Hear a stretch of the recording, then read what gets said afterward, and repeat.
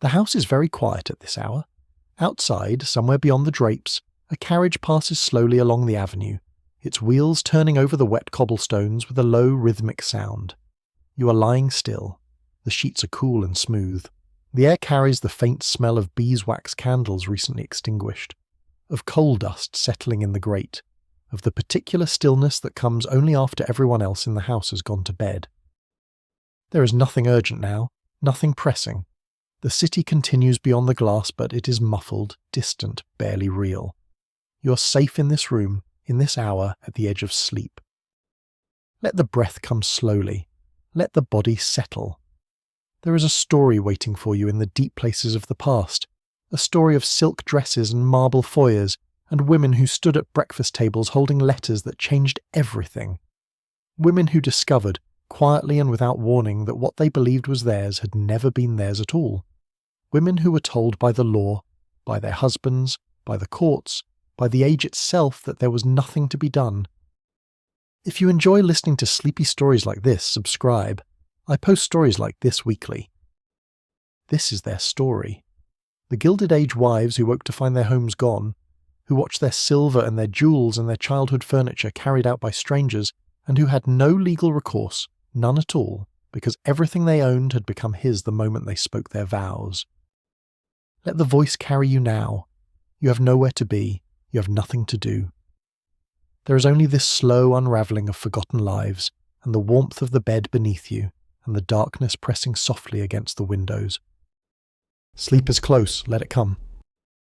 You are standing in the year 1880, or perhaps 1885, or somewhere in the long gilded stretch of years between the end of the Civil War and the turn of the century that Americans would later call the Gilded Age. The name came from Mark Twain, who meant it critically. A gilded thing is not solid gold, it is coated in gold. Beneath the gleaming surface lies something harder and colder. The surface is magnificent. You see it everywhere in the houses of the wealthy. Stone façades rising 5 stories above the sidewalk. Marble entrance halls inlaid with Italian tile. Drawing rooms hung with imported French wallpaper, every wall a garden of pale flowers and climbing vines pressed flat behind glass.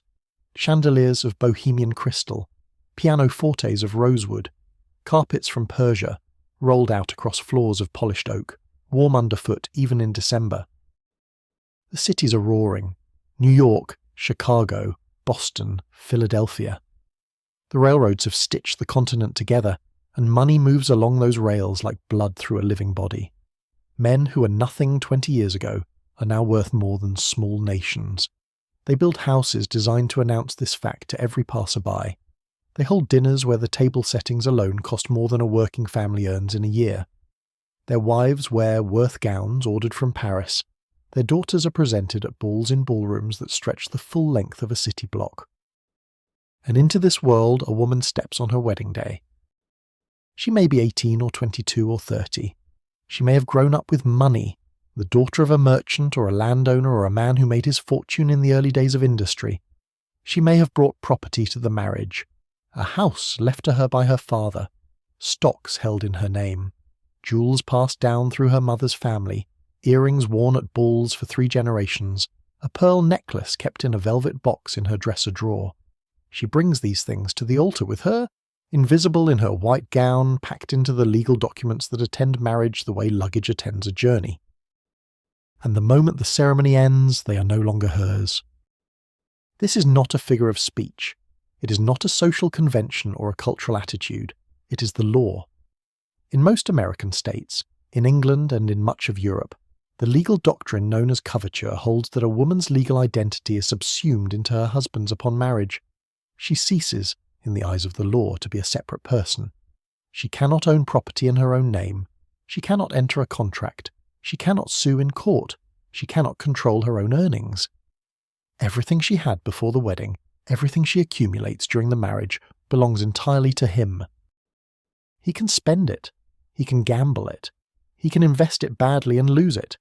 He can drink it away in the clubs along Fifth Avenue, or lose it in a single night at the card tables of Newport, or hand it over to a broker who promises extraordinary returns on a mine in Colorado, or a railway line in Kansas, and delivers instead nothing at all. And she has no recourse. This is the story that the gilded surface does not tell. The story beneath the French wallpaper and the Bohemian crystal. The story of women who woke one morning to find the house being sold, the servants being dismissed, the furniture going out the door under the arms of bailiffs, and who stood in their dressing gowns in the hallway with nowhere to go and no law to call upon, and no remedy waiting for them anywhere in the world they had been born into. Let the breath slow, let the body grow heavy. The story will come to you gently, one chapter at a time, like pages turning in the lamplight of a room that is growing quieter by the hour. If you enjoy listening to stories like this one, consider subscribing. New stories are posted every week, and they will be here waiting when you return. The legal doctrine of coverture is very old, older than the Gilded Age, older than America. It arrives from medieval English common law, carried forward century by century the way old furniture is carried forward, not because anyone has decided it's still useful, but because no one has yet decided to put it out. The jurist William Blackstone explained it plainly in his Commentaries on the Laws of England, published in 1765, a text that became the foundation of legal education in Britain and the American colonies alike. He wrote that upon marriage, the legal existence of the woman is suspended, or at the very least incorporated and consolidated into that of the husband. She becomes, in his language, a feme covert, a covered woman, her identity draped over by his, the way a cloth is draped over a piece of furniture in a room no one is using. She could not sign a lease, she could not open a bank account, she could not file a lawsuit, not even against her husband, not even if he struck her. She could not write a will that would hold up in court, she could not keep her own wages. In some jurisdictions, she could not even keep custody of her children if the marriage ended, because the children, like the property, like the wages, like the woman herself, belonged legally to the man. The American states had inherited this system wholesale from English common law, and though the specifics varied from state to state, the broad outlines were the same everywhere. A single woman, a femme soul, had legal standing. She could own property and sign contracts and appear in court. The moment she married, that standing evaporated. There had been efforts at reform. In 1839, Mississippi became the first American state to pass a Married Women's Property Act, allowing wives to own property in their own names under certain conditions. New York followed in 1848 with a more comprehensive law, pushed forward largely by Elizabeth Cady Stanton and the network of reformers gathering around the early women's rights movement. Other states followed slowly, reluctantly, through the 1850s and 1860s. But reform was incomplete and often riddled with exceptions. A woman might be allowed to own property she had brought to the marriage, but her husband could still control its management. She might be permitted to keep her own earnings from outside employment, but her domestic labour remained uncompensated and uncounted. The reforms chipped at the edges of coverture without dismantling it entirely. In England, the Married Women's Property Act of 1882 finally gave wives the right to own and control property as if they were unmarried. In America, the reforms came state by state, unevenly, over the course of several decades. But throughout the Gilded Age, the golden decades of the 1870s and 1880s and 1890s, the doctrine still shaped the lives of women in ways that most people in society took entirely for granted. A woman who married a man who turned out to be a gambler had married his gambling. A woman who married a speculator had married his speculation. A woman who married a man who drank and made bad investments and borrowed money he could not repay had married all of that too, along with the debts, along with the ruin, along with the bailiffs arriving at the door with documents she had no power to dispute. You settle deeper into the pillow, the room around you is cool and dark and very still. Outside, the rain has begun again, very softly, barely more than a mist settling on the window panes. You can hear it only if you listen carefully, that faint hiss of water on glass, that gentle percussion of drops on the sill. The women in this story are not imaginary. They are drawn from court records and newspaper accounts and the diaries of women who tried to set down in their own words what it had been like to discover that the law did not see them at all. Some of their names have survived. Many have not. The records of women who lost everything tend, like the women themselves, to disappear.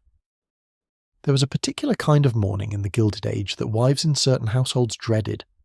The morning when the post arrived bearing a letter from a bank, or a notice from a court, or a card from a lawyer whose name you did not recognize. The morning when the housemaid came to say there was a gentleman at the door who needed to speak with someone about a matter of accounts. The morning when the ordinary structure of your days began to crack in a way that could not be repaired. Those mornings are the ones we're moving toward now, slowly and gently, with the understanding that sleep is near, the understanding that this is only a story from the long past, a story of women you're accompanying through their difficulty, from the safety of your own quiet room, your own warm bed, your own life which is your own. Let the breath deepen, let the shoulders drop. The next chapter is waiting in the soft dark ahead of you. The wedding is always beautiful in the accounts that survive. It is always a morning of pale light and flowers, of white silk and orange blossom, of a church filled with the people who matter in this city, their faces turned toward the altar with the satisfied expressions of those who have witnessed something proper and correct. The bride is 23. Her name is Ellen, or perhaps Margaret, or perhaps the name no longer matters as much as the contours of her life, which are the contours that shaped so many lives in that era. Her father is a merchant of moderate wealth. He has given her a good education. She reads French with some fluency and plays the piano acceptably well, and knows the names of the appropriate painters and the appropriate novels, and holds her fork in the correct manner, and is, by every measurement her world applies, a perfectly prepared young woman stepping into the life she was prepared for. She has brought property to this marriage. Her father, cautious and loving, has settled some money on her through a trust. There is also the house on the edge of the city, a brick house with 4 bedrooms and a small garden, which her mother left her when she died. There is her jewellery, which includes a set of garnets that were her grandmother's, and a pearl bracelet her father gave her on her 18th birthday, and a pair of diamond earrings that had been her mother's best things, worn on special occasions, kept otherwise in a velvet box. Her husband is a man of the new money, which is to say he arrived in this city 5 years ago from somewhere else, with energy and ambition, and just enough start capital to begin speculating in real estate and commodity futures. He is handsome in the way that men of ambition are sometimes handsome, with a forward tilt to his posture and a way of speaking that sounds always like he has just come from somewhere interesting and is on his way somewhere better. He believes, sincerely and with great energy, that he's about to make a very great deal of money. At the wedding breakfast, the rooms are full of light and the smell of hothouse roses. The champagne is French. The cake is 4 tiers. The guests lift their glasses and toast the happiness of the couple and the great future that awaits them, and nobody at the table, not even the lawyers, thinks to mention what has just legally transpired. What has just legally transpired is this. The trust her father established has, in many states, at this point in history, effectively passed to her husband's control upon their marriage, depending on how carefully the language was drawn. The house that was her mother's is now his. The garnets and the pearl bracelet and the diamond earrings are technically his, though he will not touch them for years, because for years there will be no reason to. The earnings from the small amount of stock her father gave her are his to direct. She's entered a legal condition in which her separate financial existence has ceased. She does not feel this. On her wedding day, she does not feel it at all. She feels the weight of his hand on hers at the altar. She feels the warmth of the flowers she's carrying. She feels the particular pleasurable nervousness of standing at the beginning of something, a life that is entirely ahead of her, unwritten and open. The wedding night passes, the honeymoon in Newport passes, September arrives, and they settle into the house on the avenue he has rented for them, a narrow townhouse with good wallpaper and a reliable cook and a view of the street from the morning room window. She hangs her grandmother's garnets in the bedroom and sets the pearl bracelet on the dressing table and puts the diamond earrings in the velvet box on the top shelf of her wardrobe. He goes downtown every morning. She manages the household and calls on neighbours and reads in the afternoons and writes letters to her father and attends the concerts and the charity committees and the lecture series that constitute the social life of a woman of her station. The household accounts pass through her hands and she manages them efficiently. She's good at this. She was raised to be good at this. Years pass, perhaps 5 years, perhaps 7. The money his ventures generate is not quite enough to sustain the life he has promised her, but there is always another venture coming, always a development or a scheme or an opportunity that will change everything. She does not know yet the particular quality of the language that accompanies these ventures, the specific warm certainty with which a man of this type speaks about the money that is almost here. She does not know that the trust her father established has been partially drawn upon. She does not know about the loans taken out against the house that was her mother's. She does not know that the man downtown in the offices on Broad Street who manages her husband's accounts has been sending letters for 3 months. Letters that arrive while she's at the charity committee. Letters that are opened and read and set aside in a drawer she has never opened. She knows only that the coal fires are warm this November, and that the pearl bracelet on her dressing table catches the morning light beautifully, and that the cook makes an excellent oyster soup, and that her life is arranged correctly around her, like furniture in a well-ordered room. She does not know that the furniture is about to be removed.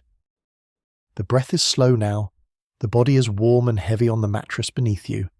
The story settles around you like snow settling quietly, without urgency. There is time for everything. There is no rush. Let the next chapter come in its own time, in the soft unhurried way of a tide moving in. Before the loss, there is the life, and the life in these houses has a particular texture that is worth understanding slowly, worth moving through the way you might move through a house you're seeing for the last time, pausing in each room to take its measure. The Gilded Age home of a prosperous family is a very specific environment. It is designed, consciously and expensively, to signal what the family is and what it aspires to be. The entrance hall sets the tone immediately. Black and white marble tiles, perhaps, or parquet laid in a herringbone pattern. A mirror in a gilded frame, large enough to show your whole figure before you go out. An umbrella stand of brass or Chinese lacquer. A console table bearing the silver tray where calling cards are deposited and collected. Those small rectangles of pasteboard that encode the entire social life of the household in a stack 2 inches high. The drawing room is the formal room, the room for receiving guests who matter. Here the furniture is upholstered in velvet or silk damask, in colours that the decade approves, deep rose in the 70s giving way to peacock blue and olive green as the 80s advance. The walls are hung thickly, every inch covered with pictures in heavy gold frames, landscapes and portraits and genre scenes in the fashion of the time. The mantelpiece is crowded with ornaments, clocks and figurines and little boxes and pieces of decorative china brought back from travels abroad or purchased from the shops on Fifth Avenue. The morning room is where the wife of the house actually lives her days, a smaller, more comfortable room, facing east to catch the morning light, a writing desk in the corner, the basket of correspondence she works through after breakfast, needlework on the table beside the sofa, the books she is currently reading, a novel by Henry James perhaps, or one of the new imported English novels that everyone is discussing at the dinner tables of the neighbourhood. The dining room is serious and dark. The table extends to seat 20 for a dinner party, the extra leaves stored in a cupboard under the stairs. The sideboard holds the silver, and there is rather a lot of silver in a house of this kind. Silver candlesticks, a silver apron for the centre of the table, silver serving pieces engraved with the family's monogram or a crest that was perhaps genuine and perhaps invented for the occasion. The silver is polished every week by the parlour maid, who spends half a morning with the chamois cloth and the polishing paste, working each piece back to its mirror surface. There are servants. In a household of this prosperity there might be a cook, a kitchen maid, a parlour maid, a housemaid, a coachman, and a lady's maid for the wife. Each has a role precisely defined, a place in the household hierarchy as carefully graded as the hierarchy of the drawing room above them. The cook produces meals that require real skill and significant expense, a cuisine that speaks to the family's aspirations, French sauces and elaborate pastries, and the seasonal rotation of dishes that marks a household that knows how things are done. The bedrooms are on the upper floors. The master bedroom is large, with its own dressing room adjoining, and here the wife's most personal possessions live. Her jewellery, laid out on the dressing table or stored in its cases. Her correspondence, the letters from her mother and her sisters and the women she went to school with. Her books, the small objects that accumulate over the years of a life. A china dog someone gave her as a child, a pressed flower from a summer garden, a photograph in a silver frame. These things feel permanent. They feel like they have always been there and will always be there, the way the light comes through the bedroom window at a particular angle in the late afternoon, the way the floorboard near the window creaks slightly when you step on it. The way the mirror in the entrance hall reflects the street outside with a slight distortion at the lower left corner, where the glass is older. The house feels like a body you inhabit, like the ground beneath your feet. And the children, if there are children, grow up inside this stability. They eat breakfast in the morning room at the round table near the window, porridge in winter and toast with jam and perhaps an egg, and the nursery maid supervises them, and the nanny reads to them in the afternoons, and they learn, gradually and without being taught, that this is what life is, this house, this light, these rooms. What none of them know, what the wife does not know, and the children certainly do not know, and the servants strongly suspect but do not mention among themselves, is that the stability they inhabit is less solid than it appears, that the marble under their feet is financed, that the silver on the sideboard is pledged against a loan, that the investments her husband has been making downtown, the ventures about which he speaks with such warm conviction, have been losing money steadily for the past 18 months in a way he has not yet found a way to explain to anyone. The house holds its breath. The clocks on the mantelpiece tick through November and December. The cook produces her excellent meals. The parlour maid polishes the silver. The wife writes her letters at the morning room desk and reads her Henry James in the afternoons and manages the household accounts with quiet efficiency, never quite understanding why the amounts are slightly smaller than they used to be. She will understand soon.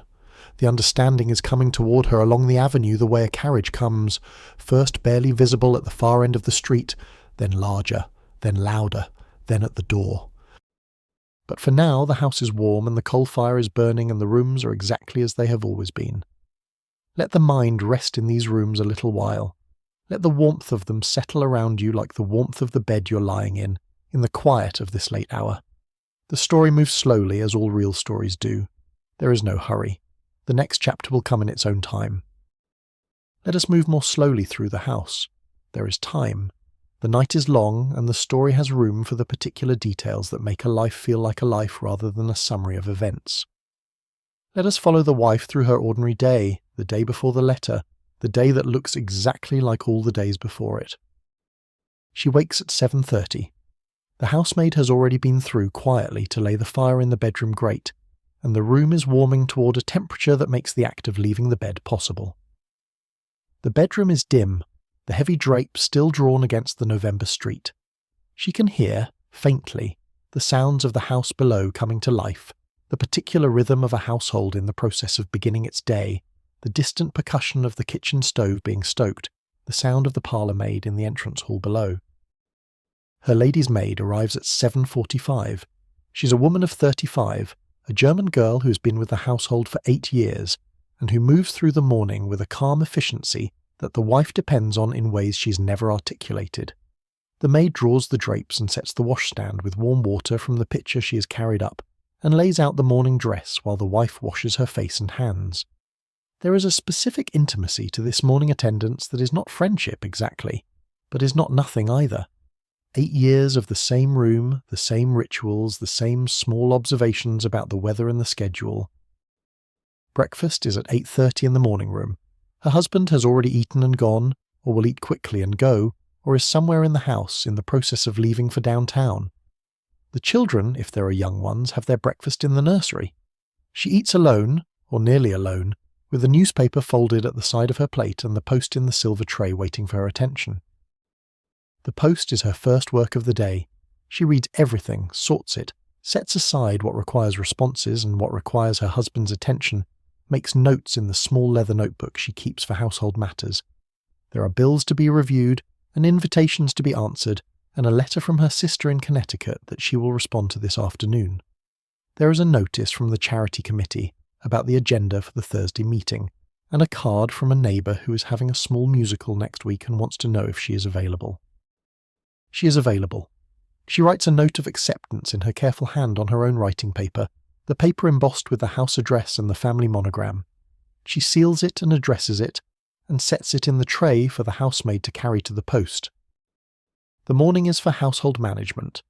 She meets with the cook at 9 to discuss the week's menus, a conversation that is part practical and part negotiation, because the cook has opinions about what she does best and what is in season, and what is appropriate for the dinner party they are hosting on Friday. and these opinions are not without merit and must be accommodated without appearing to simply accept every suggestion, because that would undermine the necessary hierarchy in a way that would cause its own complications. The menu discussion concludes. She moves through the house with the same attention she brings to everything, noting what needs to be attended to, the drawing room curtains that need rehooking, the small chip in the dining room plaster that ought to be repaired before the dinner party, the question of whether the extra leaf for the dining table has been properly cleaned since it was last used. These are small things. They are also the things that make the difference between a household that runs smoothly and one that does not, and she knows this and attends to them. Accounts come next. She maintains the household accounts in a ledger, every expenditure noted in her precise hand. The week's tradesmen's bills are here, the greengrocer and the butcher and the fishmonger and the coal merchant and the candle supplier, and the various other people whose goods and services keep the household functioning. She reviews each one, checks it against what was ordered and what was delivered, notes any discrepancy. The work requires both attention and arithmetic, and she does it competently and without complaint because it is one of the things that is genuinely hers, one of the few domains in which her judgment is the final one. She does not know, as she sits at the morning room desk with her ledger, that there is a separate set of accounts she cannot see. The larger financial picture, the accounts at the bank and the investment portfolio and the debts incurred in the ventures downtown, these are not her ledger. They are somewhere else, in the study perhaps, or at the office of the man who manages her husband's affairs, or in the mind of her husband himself, carried with the private quality of something that is not to be shared. She finishes the accounts and makes a note about the coal bill, which seems somewhat higher than it should be for the season, and she will mention this to the housekeeper. She closes the ledger and sets it in its place in the desk drawer. The afternoon is social. She changes into her calling dress, a somewhat more formal garment than the morning dress, and she makes calls. In the calling culture of the Gilded Age, this means arriving at the houses of the people on her list, handing her card to the butler or the footman, and being admitted or not, depending on whether the lady of the house is at home to visitors. Some afternoons she will be received, and will sit for 15 or 20 minutes in the drawing room with the other callers, drinking tea and conducting the specific kind of conversation that calling requires, the exchange of social news and observations and pleasantries that maintains the fabric of connection without requiring or revealing anything personal. Other afternoons she's not admitted, the household being not at home, and she leaves her card and moves to the next call on her list. The system requires careful management, the tracking of who has called on her and who she has called on, the maintenance of the reciprocity that is the mechanism of social life in this world. A card left unreturned is a social slight. A call not repaid in the appropriate time is a message. The messages are almost never intentional, but they must be attended to because the social world reads them as though they are. She does all of this well. She's done it for 15 years and she is good at it. Good at the calibration and the management and the careful navigation of the relationships that constitute her world. It is skilled work, even if the world does not call it that. It is the kind of skilled work that becomes visible only when it is absent, when the household runs less smoothly, when the social relationships fray, when the invitations begin to thin out because the careful labour that produced them has stopped being done. She does not know that the invitations are about to thin out for reasons entirely unrelated to her labour, that the social world will register the financial collapse coming toward her from downtown the way water registers a stone, rippling outward from the point of impact in every direction, reaching her in the form of cards not received and calls not returned. She returns home in the late afternoon to dress for dinner. The house is warm, the coal fires are well established. The kitchen is producing the smells of the evening meal, something she identifies with pleasure as the lamb she discussed with the cook this morning. The children are in the nursery having their supper. The house is exactly as it always is at this hour. The particular quality of late afternoon in a warm house, the light falling at its late angle through the drawing-room windows, the sound of the street outside muffled by the drapes. She stands for a moment in the entrance hall before going up to dress. The silver tray is empty of cards now, the afternoon's calls already distributed. The mirror in the gilded frame reflects her own figure, correctly dressed, correctly composed, the figure of a woman who has managed her day correctly and whose house is running as a house should run. She doesn't know it is the last ordinary day, or perhaps it is not quite the last. Perhaps there are a few more, a week more, 2 weeks more of this particular quality of not knowing. However many there are, she inhabits them fully, because she has no reason to do otherwise. The breath is slow, and the house is warm, and the dinner is almost ready, and the life around her is, for this moment, entirely intact. Let the moment hold. Let the warmth of that house settle around you. The story moves gently toward its later chapters, and the night moves gently toward its later hours, and the breath moves through you like a tide, in and out, very slowly, carrying you forward. There is a particular kind of man who appears repeatedly in the Gilded Age court records, in the newspaper accounts of financial ruin, in the letters women wrote to lawyers and to their fathers, and occasionally to each other when they were trying to understand what had happened to their lives. He's not a villain in the obvious sense. He's not cruel. He does not set out to ruin his wife. He sets out with great energy and genuine conviction to make a fortune. The Gilded Age was a specific kind of invitation, it said, in the movement of money along the railroad lines and the telegraph wires and the stock exchange floors, that enormous wealth was available to the man who moved quickly and thought boldly and was not excessively cautious. And this was true. Andrew Carnegie was the son of a weaver. John D. Rockefeller started as a bookkeeper. Jay Gould was the son of a farmer. The men who built the great American fortunes of the second half of the 19th century had often started with very little, and the knowledge of this fact, the visible evidence of what was possible, created in a certain type of ambitious man an absolute certainty that he was about to be the next one. He was not wrong to think so. He was simply wrong about his own particular position in the spectrum of risk and intelligence and timing, and luck that separated the men who made fortunes from the far greater number of men who spent their families into bankruptcy, attempting to do the same thing. The investments he favoured were the investments of the era: railroads and their associated land grants, mining ventures in the Western Territories, silver and gold and copper, real estate development in the rapidly expanding cities, the speculation on where the next fashionable neighbourhood would establish itself, the purchase of land just beyond the city's current edge in the bet that the city would grow to meet it, commodity futures, foreign bond issues from governments whose stability was perhaps not quite as assured as the brokers presenting them suggested. These were not necessarily foolish investments. Many of them made men very rich, but they also had the quality, which not everyone fully appreciated, of being capable of losing everything very quickly. A silver mine that produced nothing, a railroad whose route was blocked by legal challenge, a commodity speculation on the wrong side of a weather event, a foreign government bond whose issuing government underwent a change of leadership of the violent kind. The man in the accounts, the husband who gambled his wife's house away, typically did not begin in the gambling houses. He began in the legitimate financial world, making reasonable decisions with reasonable information. The slide into pure speculation was gradual. Each loss was followed by a larger bet intended to recover it. Each larger bet that failed was followed by a loan to cover the next position. The loans required collateral. The collateral was the house that had been her mother's, the trust that had been her father's settlement, the silver on the sideboard that had been in her family for 3 generations, the stocks that had been put in her name at the time of their marriage as part of the legal settlement of her inheritance. He could do this. The law said he could do this. Because they were married, those things were his. There were men who were honest with their wives about the financial danger approaching, who sat down at the breakfast table one morning and said plainly that things had gone wrong, that there would be changes, that they would need to sell the house and live more simply. These conversations were painful and humiliating, but they allowed the wife some agency, some ability to prepare, some warning before the structure of her life was dismantled. There were others who could not bring themselves to have this conversation, who continued to speak warmly of coming opportunities and inevitable recoveries, while the creditors accumulated and the correspondence from the banks piled up in the drawer, who maintained the ordinary face of domestic life, the dinners and the calls and the seasonal routines, right up until the morning when maintaining it was no longer possible.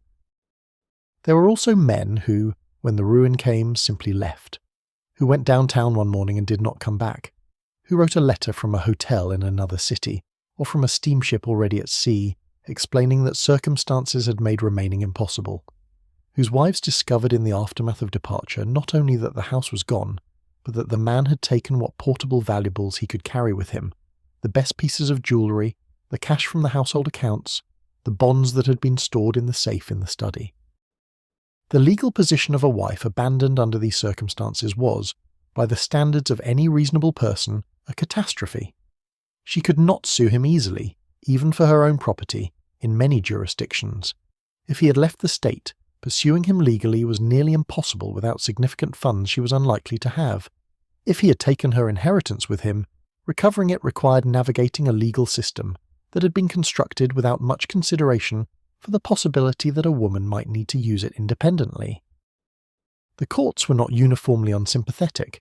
There were judges who strained the existing law to find remedies, who interpreted ambiguous statutes in ways that gave a wronged wife some protection. There were lawyers who worked hard on behalf of women in these situations, who understood that the spirit of the law was perhaps kinder than its letter. But the fundamental architecture of coverture meant that even sympathetic courts were working against the grain of the legal system when they tried to help. She had no recourse. That phrase appears again and again in the accounts. Had no recourse, could obtain no remedy, was left without legal standing to recover. The language is dry and administrative, and it contains, if you listen to it carefully, something that sounds very much like a door closing. The fire is low in the grate. The room is warm and quiet. Let the breath settle into its slow, deep rhythm. Let the story settle with it, moving forward as a river moves, unhurriedly, finding its way through the landscape ahead. The fathers knew, not all of them, not always, but the men who had been in business long enough, who had practiced law or worked in banking, or simply watched the world carefully enough to understand how it operated, many of them knew that the law they lived under did not protect their daughters when they married, and some of them, in the years before the marriage, tried to do something about it. The legal instrument available to a careful father was the trust. A properly structured trust could, under the right circumstances and in the right jurisdictions, preserve a woman's assets in a way that kept them genuinely separate from her husband's control and his creditors' reach. The key was in the drafting, a trust that contained specific spendthrift provisions, language explicitly preventing the beneficiary from assigning her interest, and preventing her creditors, including her husband and his debts, from reaching the trust assets, was a genuinely protective instrument. The best trusts of the era were drafted by lawyers who understood both the letter of the Married Women's Property Acts and the ways in which those acts still left gaps through which a clever creditor's lawyer could reach assets that a wife believed were protected.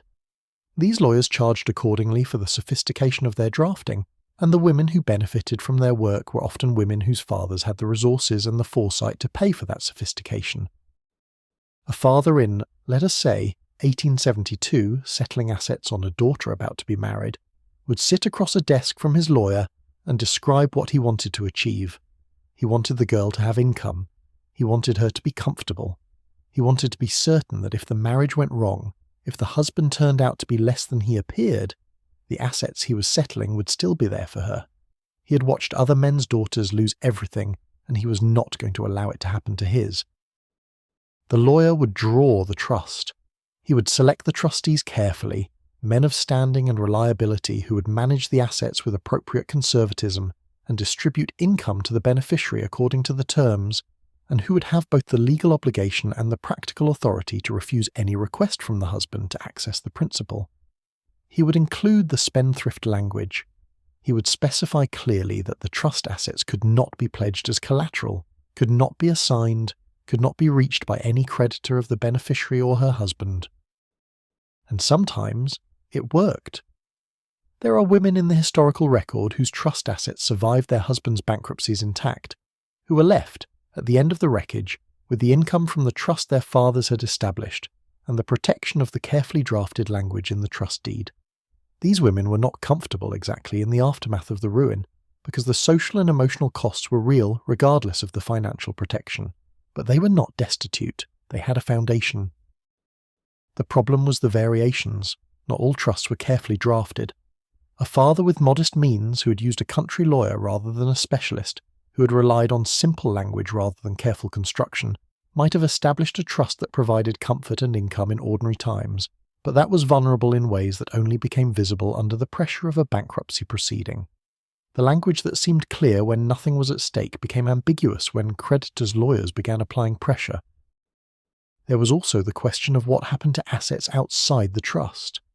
A woman might have a trust that protected the income from her father's settlement, and have outside the trust a house and a set of investments and a collection of household silver that were not formally protected, that had come to her in ways that were technically marital property, even if everyone understood them to be hers.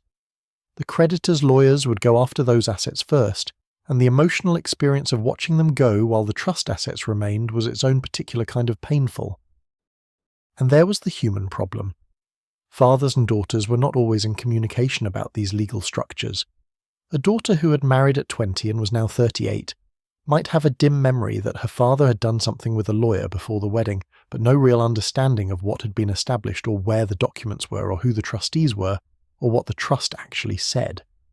If the documents were in the lawyer's office and the lawyer had died, if the trustees had changed and no one had properly updated the records, if the trust instrument had been filed in a jurisdiction that was now inconvenient to access, the protection the father had intended to provide might be practically inaccessible when it was most needed.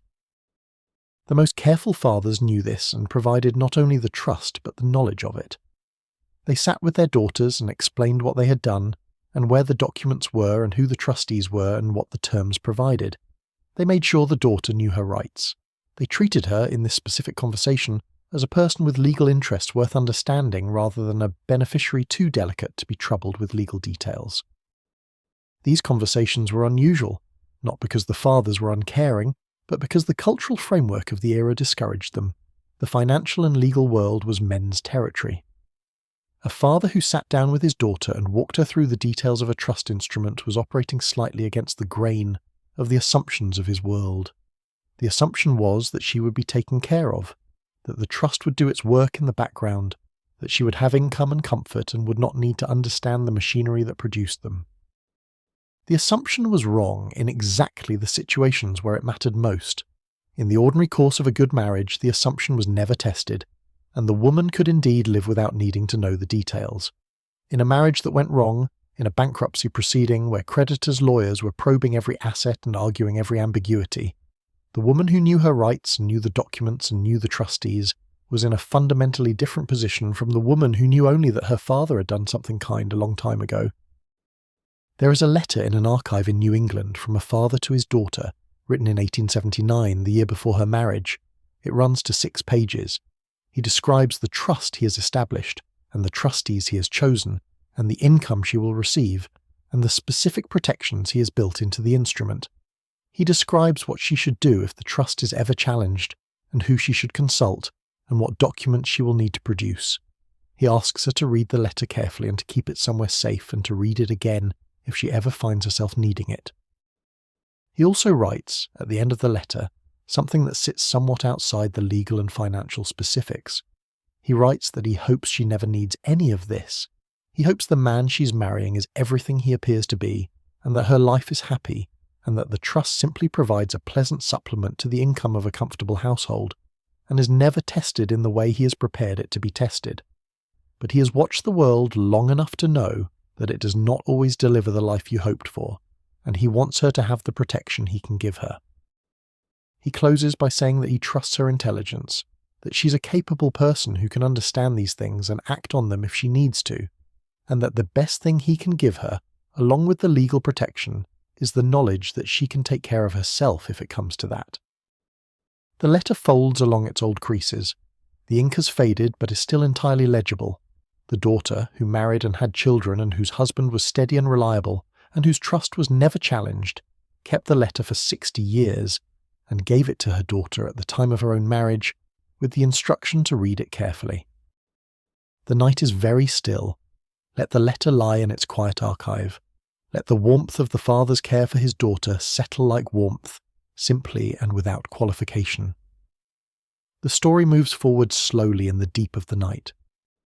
The morning it comes is, in the accounts that survive, almost always described as ordinary. This is one of the things that stays with the women who lived through it, the unbearable ordinariness of the morning before. The coffee was the same.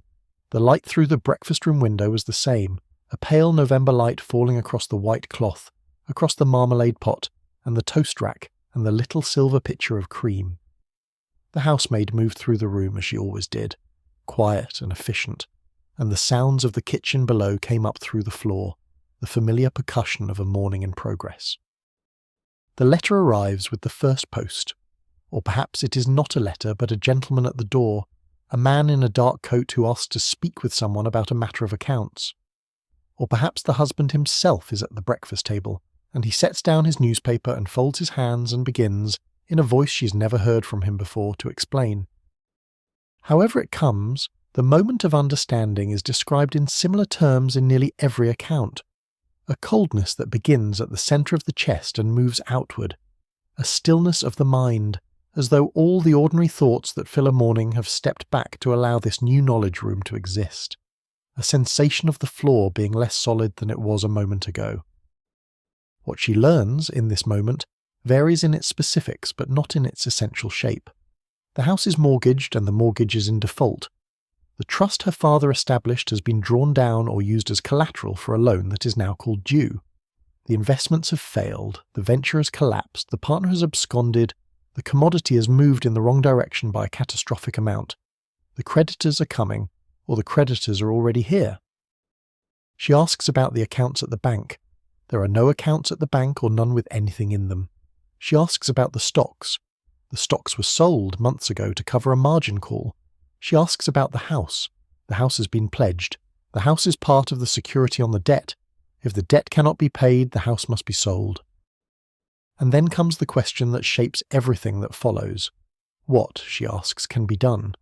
What is mine, legally? What can I hold on to? What will the law protect? And the answer is the one that will follow her through every conversation, with every lawyer she will consult in the months ahead. The answer is, in its various phrasings, the same. Very little. Not enough. Nothing. The women in these accounts were not naive. They were educated, within the limits of what education meant for women of their class and era. They had been raised to manage households, which meant they understood money in the domestic sense, understood the cost of coal and the wages of servants and the price of the season's fabric. But they had not been educated in financial matters, because financial matters were considered not their concern. The investments, the accounts, the legal structure of the family's finances, these were his domain. Some of them knew something was wrong before the morning it became undeniable. There were women who noticed the letters that arrived while their husbands were out, noticed that they were always taken directly to the study and not left on the salver in the hall with the ordinary correspondence, who noticed that the coal merchant was not paid on his usual schedule, that the housemaid had not been replaced when she left, that the seasonal expenditures were being quietly curtailed in ways that were never explained, who asked, and were reassured and asked again, and were reassured again, and eventually stopped asking because the reassurances had a quality that was more like a closed door than an open answer. Others knew nothing at all, which in some ways was worse, because the distance between their last ordinary day and the day of understanding was complete, a chasm with no warning on this side of it. A woman named Anna Kay, whose case appears in New York court records from 1887, testified that she had no knowledge of her husband's financial difficulties until the morning 3 men arrived at the house on West 23rd Street, where she had lived for 11 years. The men were representatives of a creditor. They had a legal order. They were there to take an inventory of the household goods, which would be sold to satisfy a portion of the debt. She stood in the entrance hall in her morning dress and watched them move through her rooms with their pencils and their notebooks. They noted the furniture in the drawing room, the sideboard and the silver, the china in the dining room cabinet. They climbed to the bedroom and noted the jewellery case on the dressing table. They were not unkind to her. They were performing a legal function in a legal way, and they had nothing against her personally. She asked whether anything could be excluded, anything set aside as hers. One of the men consulted a paper and said that there was a question about the jewellery that her lawyer might wish to look into, since there might be grounds to argue that some pieces were personal property exempt from the husband's debts under recent amendments to the state law. He was being genuinely helpful. He told her the name of a lawyer who handled these matters. The lawyer, when she consulted him the following week, looked through the inventory and identified a handful of pieces that might, with effort, be argued to be exempt. The garnets that had been her grandmother's, perhaps. The pearl bracelet she'd received as a gift before the marriage. The case was not simple, and there were no guarantees. His fees were not inconsiderable. She had no money of her own to pay his fees. Her household accounts were gone.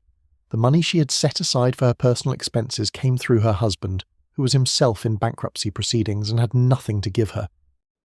She asked the lawyer what she should do. He told her that some women in her situation sought assistance from their families of origin.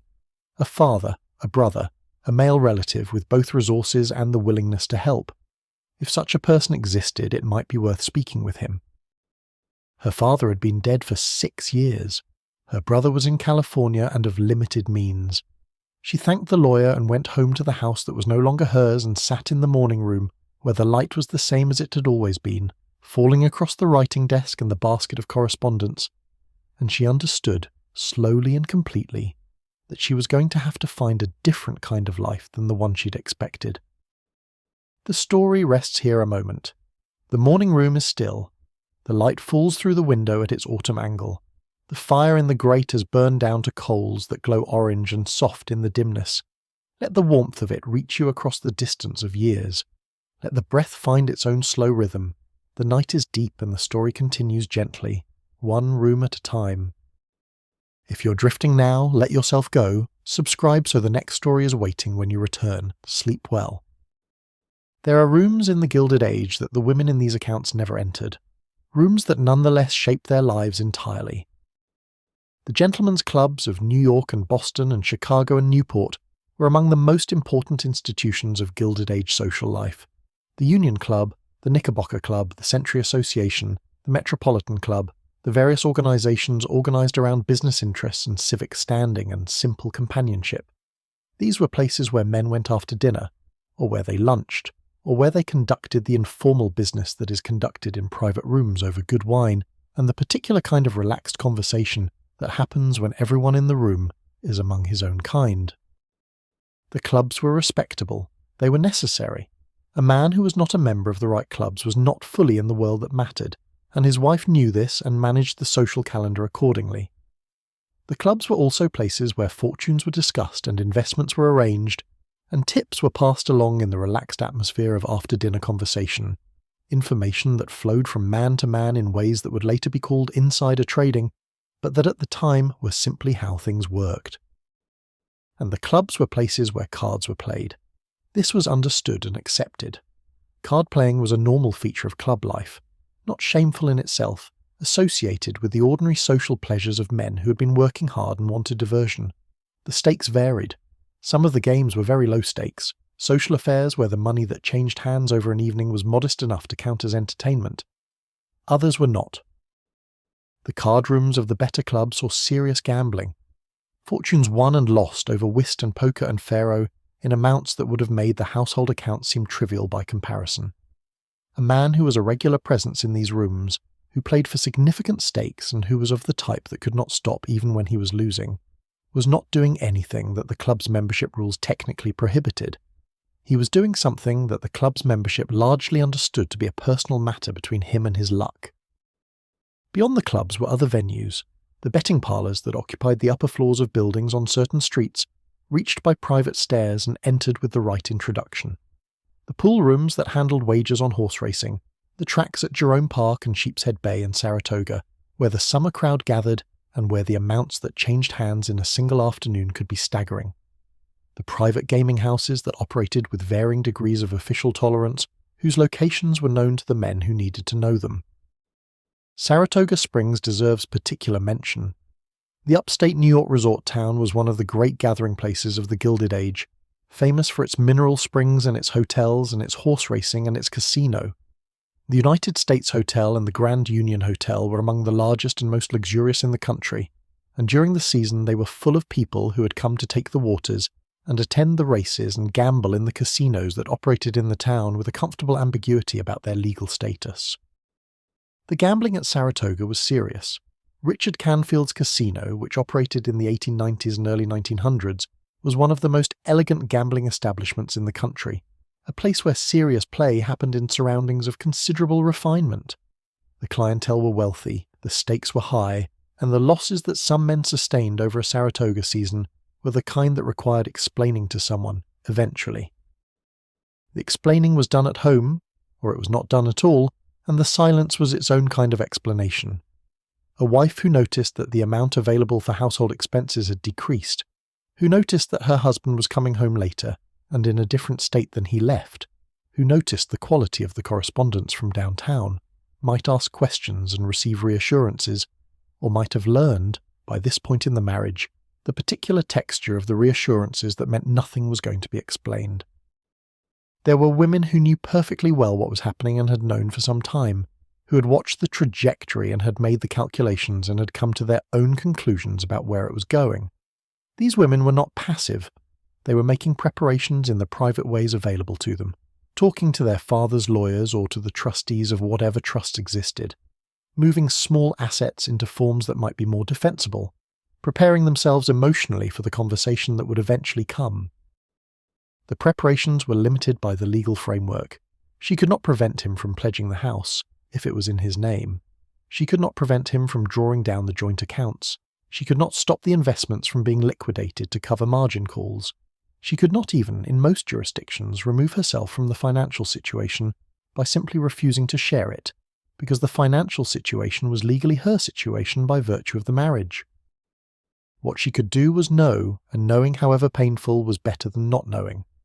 The woman who saw the ruin coming had at least some time to prepare for it, to have the conversation she needed to have, to understand what she would have left and what she would not, to think about what the next stage of her life would require and how she would manage it. The woman taken entirely by surprise had none of that time. She stood in the entrance hall on the morning the men arrived with their inventory and their legal orders, and she had not had a single day to prepare. That was perhaps the cruelest version. The financial loss was the same, the legal helplessness was the same, but the complete absence of warning meant the shock of it was total, unmediated, the ground removed all at once. There is a woman in the records who described the morning of her own discovery by saying that it felt as though the house had gone hollow. Not that things had been removed from it, but that the things remaining had lost their substance, as though they had become representations of themselves rather than the things themselves. The sofa was a sofa-shaped object. The clock on the mantelpiece was a clock-shaped object. The familiar world of her house had become a set of props on a stage where the play had changed to something she did not know. The feeling passed. It always passed in the accounts. The shock of discovery gave way, eventually, to the practical clarity of someone who has to deal with what is actually happening. But the description of the hollowness, that specific quality of the world becoming unreal in the moment of profound disruption, appears in enough accounts to feel like a true report of something that happens to the mind under this kind of pressure. The night is late and the rooms in this story are far away across a great distance of time. Let them be far away. Let the bed beneath you be very close and very solid, your own weight on your own mattress, your own room around you in the dark. The story is a story from the past, and the past is where it belongs. You are here, now, in the warmth and the quiet, and everything in your world is exactly where it was when you lay down. In the Gilded Age, financial ruin was not a private matter. This was partly because money and social standing were so thoroughly intertwined that the collapse of one necessarily damaged the other. And it was partly because the social world of a prosperous family was so intimate, so thoroughly constructed around mutual visibility, that there was no way to conceal a catastrophe from the people who called every Thursday and sat at your dinner table twice a month and attended the same concerts and charity committee meetings and church pews. The servants talked, not out of malice generally, but because servants in this era lived inside the households of their employers to a degree that made genuine privacy impossible. They heard the voices raised in the study late at night. They noticed when the coal merchant stopped being paid. They carried the letters to the post and recognized the names of banks and legal offices on the envelopes. They talked among themselves, and they talked to the servants of the neighbouring households, and in this way news travelled through a neighbourhood the way groundwater travels through soil, invisibly and in every direction. The visiting cards stopped coming. This was one of the first signs that the social world had registered what was happening. In the calling card culture of the Gilded Age, the regular exchange of cards was the basic unit of social connection, the equivalent of a text message saying I acknowledge you and I continue to consider you part of my circle. When a family fell into financial difficulty, the cards from certain quarters would thin out. Not all quarters. The genuine friends remained. But the people who had been social acquaintances rather than true friends, the people whose connection had always been partly a connection to the status and the invitations and the useful associations of the family, those people had a way of becoming gradually unavailable. For the wife, this was a particular kind of loss. She had done nothing wrong. The financial catastrophe was not of her making. She had managed her household impeccably, had called when she was supposed to call, and received when she was supposed to receive, and maintained her standards in every particular that was within her control. And yet the social world, which had no mechanism for distinguishing between the culpable and the innocent in a financial ruin, reduced her in its eyes along with her husband. She became a woman whose husband had failed. In the social taxonomy of the Gilded Age, this was a category with specific implications. It meant reduced invitations. It meant the possibility of being dropped from the list for the larger charity events. It meant that the mothers of eligible young men would no longer consider her daughters as potential matches. It meant that her own standing, her ability to move through the social world with the ease she had spent her whole adult life cultivating, was damaged in a way that was not her fault and that she could do nothing to repair. Some women in this situation received genuine kindness from their social circle. There were friendships that survived financial ruin intact, friends who continued to call and to include and to treat the fallen family with the same warmth they had always offered.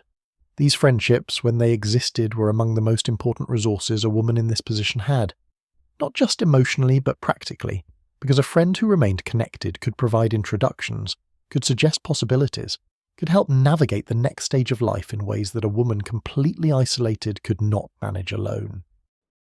But generosity of this kind was not universal. The social world of the Gilded Age was also, beneath its polished surface, highly competitive. The dinner party invitations and the opera box subscriptions and the charity committee positions were a zero-sum game. There were only so many seats at the tables that mattered. When a family fell, someone else rose. The slot that had been theirs was available, and the available slot was a resource other families were not slow to pursue. There was also the question of the husband himself, and how the community judged his particular brand of failure. There was a spectrum of sympathy available to men who had lost money in the Gilded Age, and it ranged from genuine commiseration at one end to social ostracism at the other, depending on how the loss had happened and what the man's behaviour in its aftermath had been. A man who had made honest investments that failed through no fault of his own, who faced his creditors squarely and worked out an arrangement and made a genuine effort to repair the damage, could in many cases survive socially, at least in the longer term. Business failure was common enough that it carried no permanent stigma for men who handled it with what the era would call character.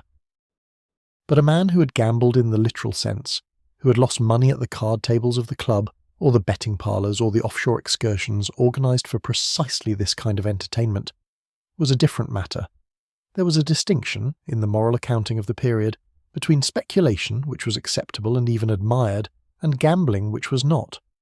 The line between them was not always clear, and the speculations that appeared in the court records often had a quality very close to gambling. But the social world applied these categories with some rigour, and a man known to have lost his family's money at cards had committed something more than a financial failure. His wife had committed nothing. She had been his wife, which was her entire legal and social identity, and yet the judgment, when it came, fell on the household, which meant it fell on her.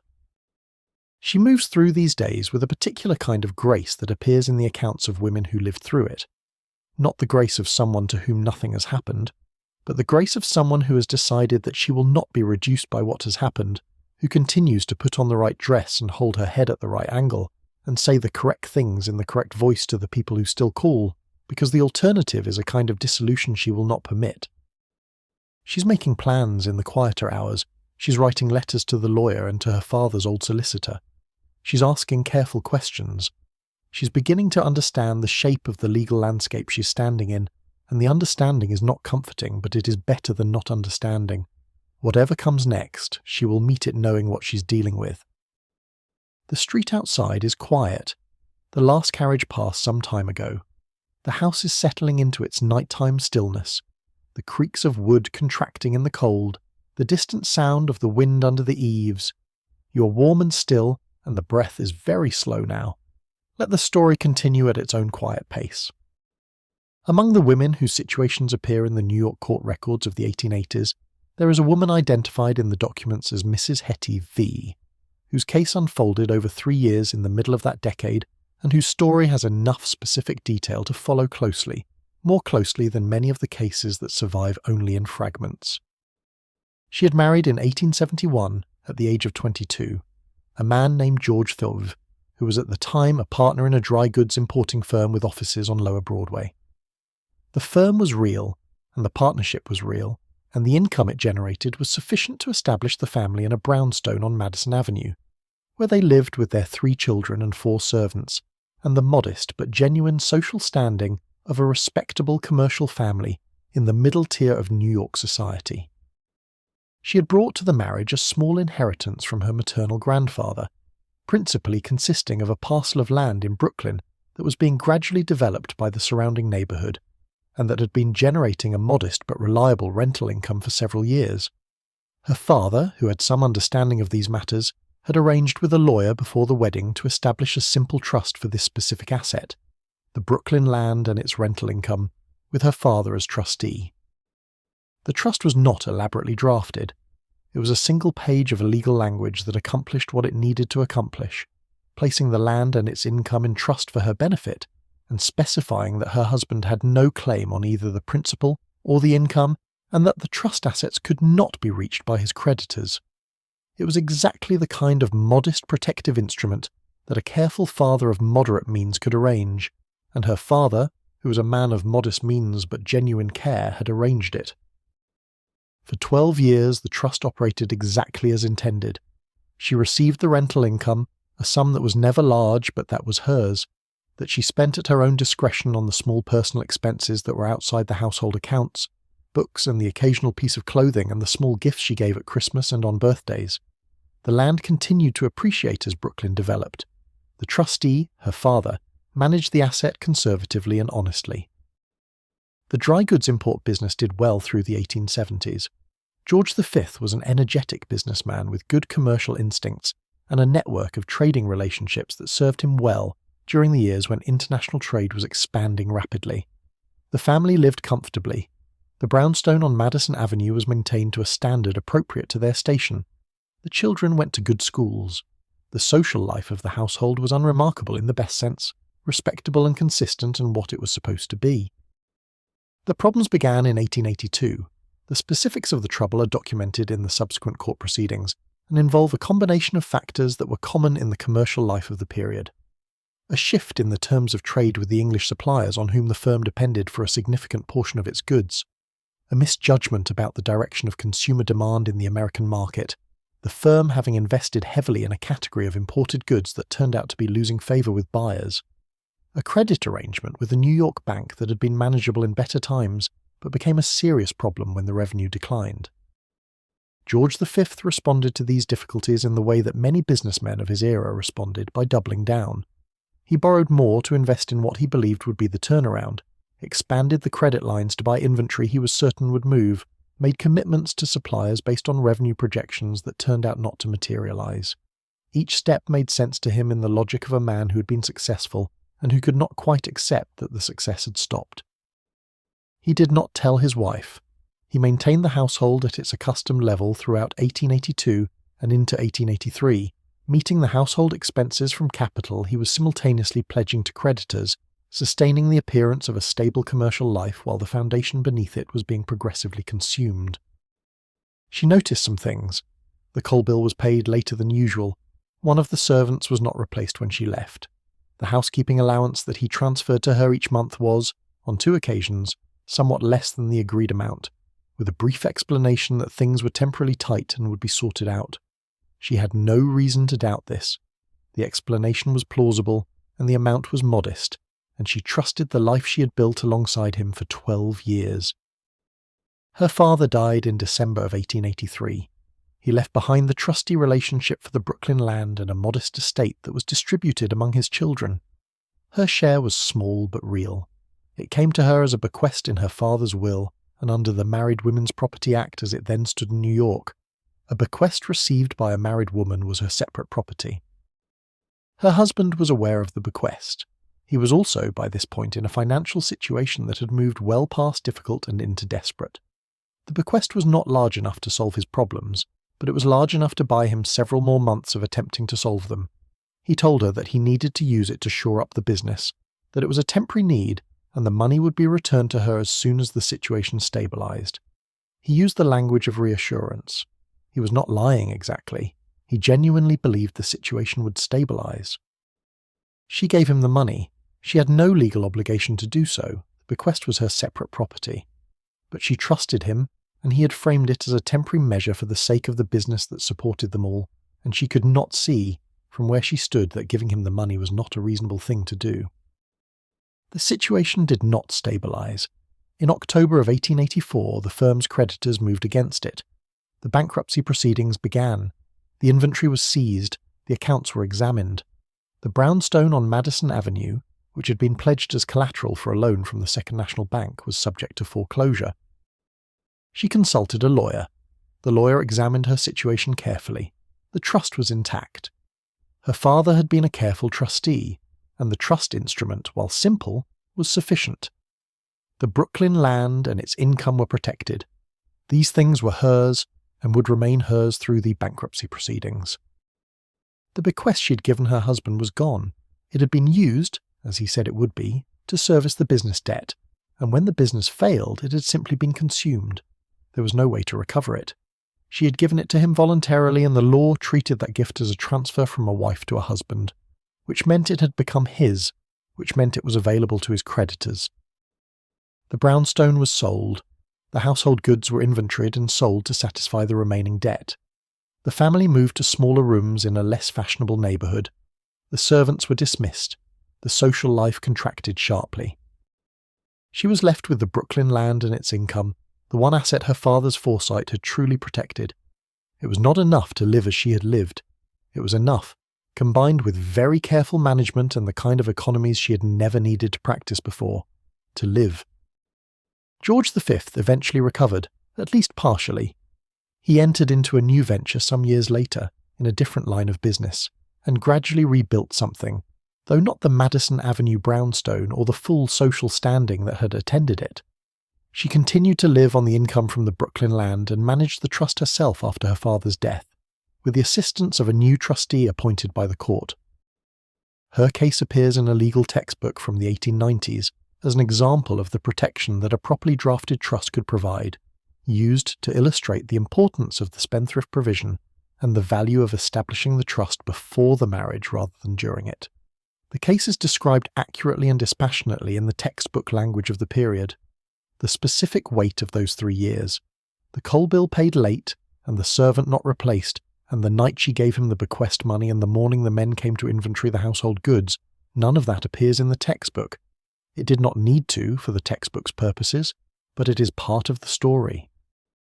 The street outside the old brownstone is different now. The building she lived in may or may not still stand. The Madison Avenue of the 1880s has been replaced by something else. The neighbourhood changed out of recognition. The world that produced her and her husband and their particular difficulty long since receded. What remains is the case number in the court records and the entry in the textbook, and this, the story told at this late hour for the benefit of no one in particular except the person who is listening from the warmth of their own bed. Let the story settle. The night is very deep and the breath is very slow, and the old brownstone is far away across more than a century, and everything in your own life is undisturbed around you. The law offices of the Gilded Age have a particular atmosphere that appears in the accounts of women who entered them. The smell of leather and paper and wood polish. The bookcases rising to the ceiling, their shelves dense with the maroon and green and black spines of the law reports. The endless accumulation of cases decided and precedents established and arguments tested before the courts of every state. The clerk who meets you at the door and who looks at you with the particular expression of a person professionally trained to show no expression at all. The lawyer himself is usually a man of middle age with an office that has not changed substantially since the previous decade. He knows his field. He has seen a great many cases that share certain features with yours, and he has developed a way of explaining the legal situation to the women who sit across from him that is as kind as the facts allow. The facts rarely allow much kindness. The legal framework within which a married woman could seek protection for her assets in the Gilded Age was, even after the various Married Women's Property Acts passed in the preceding decades, still profoundly limited. The reforms had come unevenly, state by state, and their coverage was partial. A woman in New York had somewhat more legal protection than a woman in Georgia. A woman in England after 1882 had somewhat more protection than a woman in many American states. But everywhere the fundamental asymmetry remained. The husband had managed the assets during the marriage. The husband had been legally entitled to manage them. His debts could reach assets that had originally been hers. There were specific exceptions, and the lawyers knew them well, because those exceptions were the only tools they had. Some states had provisions protecting a wife's separate property, meaning property she had brought to the marriage or received as a gift or inheritance during it, from her husband's creditors. The scope of this protection varied enormously. In some states it was robust and clearly defined. In others it was narrow, or subject to interpretation that required expensive litigation to resolve. The jewellery question was one that recurred in these consultations. A piece of jewellery received as a gift before marriage was more likely to be protected than one purchased from marital funds during the marriage. A piece given to her by her father was more defensible than one given to her by her husband from money that was also legally his. The grandmother's garnets, the pearl bracelet from before the wedding, these might be argued to be her separate property. The diamond earrings her husband had given her on their 5th anniversary were a harder case. The trust question was more complex. Trust had been used for generations precisely to try to preserve assets for women in marriage, but the effectiveness of a trust depended entirely on how carefully it had been drafted.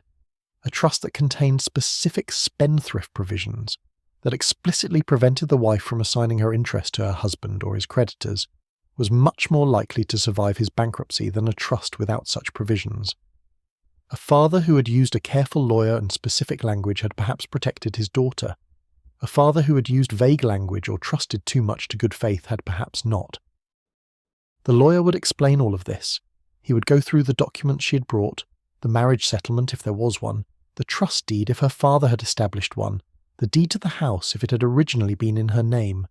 He would note the date of each transaction, because the law treated assets differently depending on when they had changed hands.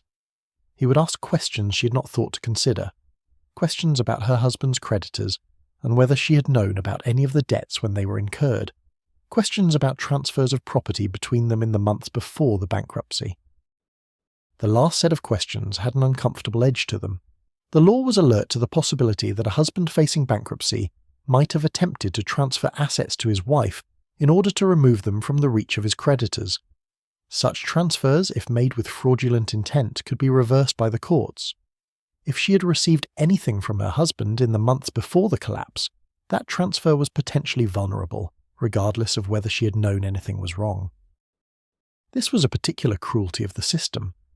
A husband who had acted with genuine concern for his wife, who had transferred property to her name because he saw the ruin coming and wanted to protect her, had in doing so potentially created a legal problem. The transfer could be unwound, the protection he had tried to build for her could be removed, and she could do nothing to prevent it, because the transfer had been made in his name from his assets in the first place, and the courts would treat it as a transaction by him, whatever his intentions or hers. Some women in these situations turned to family, a father or brother or uncle who would advance the legal fees, who would stand surety for any litigation costs, who would provide a roof while the legal situation was sorted out. The value of this kind of support was enormous and not only financial. The social world of the Gilded Age regarded a woman who had family backing differently from one who appeared entirely alone. A woman with a father still living who was known to be watching the proceedings had a kind of protection, however informal, that a woman without family lacked entirely. For women without such family, the options narrowed considerably. The charity organisations of the period did provide some assistance to women in financial distress, and there were lawyers who took cases on terms that acknowledged a client's lack of resources. But the charitable organisations were cautious about women whose ruin had come through their husband's gambling, because the causes of the ruin had a way of affecting how sympathetically the case was viewed. She has left the lawyer's office. She stands on the pavement outside, pulling her coat close against the November air. The street is busy, the ordinary business of the city moving around her, the carts and the carriages and the people with their errands and their destinations. She has a list of things she must do in a specific order as quickly as possible. She has a clearer picture of the legal landscape than she had an hour ago, and the picture is not encouraging, but it is real. she can work with something real. She turns and walks back in the direction of the house that is not quite hers, the house that is not quite gone. In the interval between those two positions, she's going to have to find whatever ground there is to stand on. The breath is slow and even. The night is very quiet now. The story moves forward through the lamplit streets of the past, and you follow it at a gentle distance, warm and still in your own present, your own room, your own life entire around you. The bankruptcy proceedings of the Gilded Age had a specific legal and institutional structure that shaped the experience of everyone involved in them, and for the wives of bankrupt husbands, the structure had particular implications that it is worth understanding in some detail because the details are where the experience lived. When a creditor moved against a debtor in the latter half of the 19th century, the legal machinery that was set in motion was both deliberate and comprehensive. The debtor's assets were inventoried and assigned to a trustee, who was responsible for liquidating them in a way that satisfied the creditors to the greatest extent possible. The trustee had broad authority to identify and collect assets, and the process was designed to be thorough. Nothing of value was supposed to escape the process. For the wife of the bankrupt debtor, the first question was always what counted as his assets. If the answer to that question was essentially everything in the household, then the process would strip the household bare. If the answer was more limited, if some portion of the household goods or the investments or the property could be established as the wife's separate property, then those items would be excluded from the trustee's inventory. The distinction between marital property and separate property was not always clear in the legal framework of the period. The Married Women's Property Acts had established that certain categories of assets could be the wife's separate property, but the boundaries were contested, and the application of the law to specific situations required argument. The trustee's initial position was typically to claim everything, and the burden fell on the wife to establish specific items as excluded. The inventory itself was a document that she had to engage with directly. It listed the household goods with the specificity of a legal document, every piece of furniture in every room, the silver on the sideboard itemized piece by piece, the contents of the china cabinet, the books in the library. The jewellery received particular attention, because jewellery was portable and valuable, and the line between marital jewellery and separate jewellery was one of the key contested questions in these cases. A pair of earrings she had received as a gift from her mother before the marriage was, if she could establish the provenance, her separate property under most versions of the Married Women's Property Acts. A pair of earrings purchased from a jeweller on Fifth Avenue during the marriage using marital funds was more complicated. The husband might have given them to her as a gift, which she might argue made them hers by gift. The trustee might argue that marital funds used to purchase jewellery during the marriage produced an asset of the marital estate, not a personal gift from one spouse to the other. These arguments were not trivial. They turned on the specific language of the state's Property Act, on the specific facts of how each piece had been acquired, on the testimony of witnesses who might or might not be available and whose memories might or might not be reliable. A woman who had kept careful records, who had the letters from her mother that mentioned the earrings, who had the receipts from the jeweller, who could establish when the purchase was made and from what account it was paid, was in a fundamentally different position from a woman who had only her memory and no documentation. Most women had not kept such records, because there had been no reason to keep them. The jewellery was in the velvet box on the dressing table, and it had always been there, and it was hers in the only sense that felt relevant before the bankruptcy proceedings, the sense of personal possession and daily use. The legal sense of separate property versus marital asset was a distinction she had never had occasion to think about. The trustee moved through the house with an inventory sheet, and the woman of the house moved through the same rooms either beside him or in his wake, experiencing the transformation of her household from a home into a set of assets to be valued and sold. The transformation was both literal and psychological. The French clock on the mantelpiece had been an object in the room where she had lived. It became an item in a legal inventory, described in the neutral language of the document as a mantel clock French enamelled case, estimated value $12. The books in the library were particularly difficult, in the accounts that describe the inventorying of households. Books are personal in a way that other household goods are not. They accumulate meaning through being read, and through being the specific books you have chosen, and through the specific associations that attach to them over the years of keeping them. A woman who had carried certain books from her father's library when she married, who had read them over 20 years, who had certain passages marked in the margins, experienced the inventorying of those books differently from the inventorying of the dining room chairs. Photographs and personal letters were generally not inventoried because they had no monetary value. This was a small mercy. The personal papers that constituted the private record of a life, the correspondence and the diaries and the family photographs in their albums were left to her. The material accumulation of 20 years of a household was subject to the legal process. The immaterial record of it was not. The period between the beginning of the legal proceedings and the actual departure from the house varied considerably depending on the complexity of the case. In some instances it was a matter of weeks. In others it stretched to months, as the trustee and the creditors and the various lawyers worked out the allocation of the assets and the resolution of disputed claims.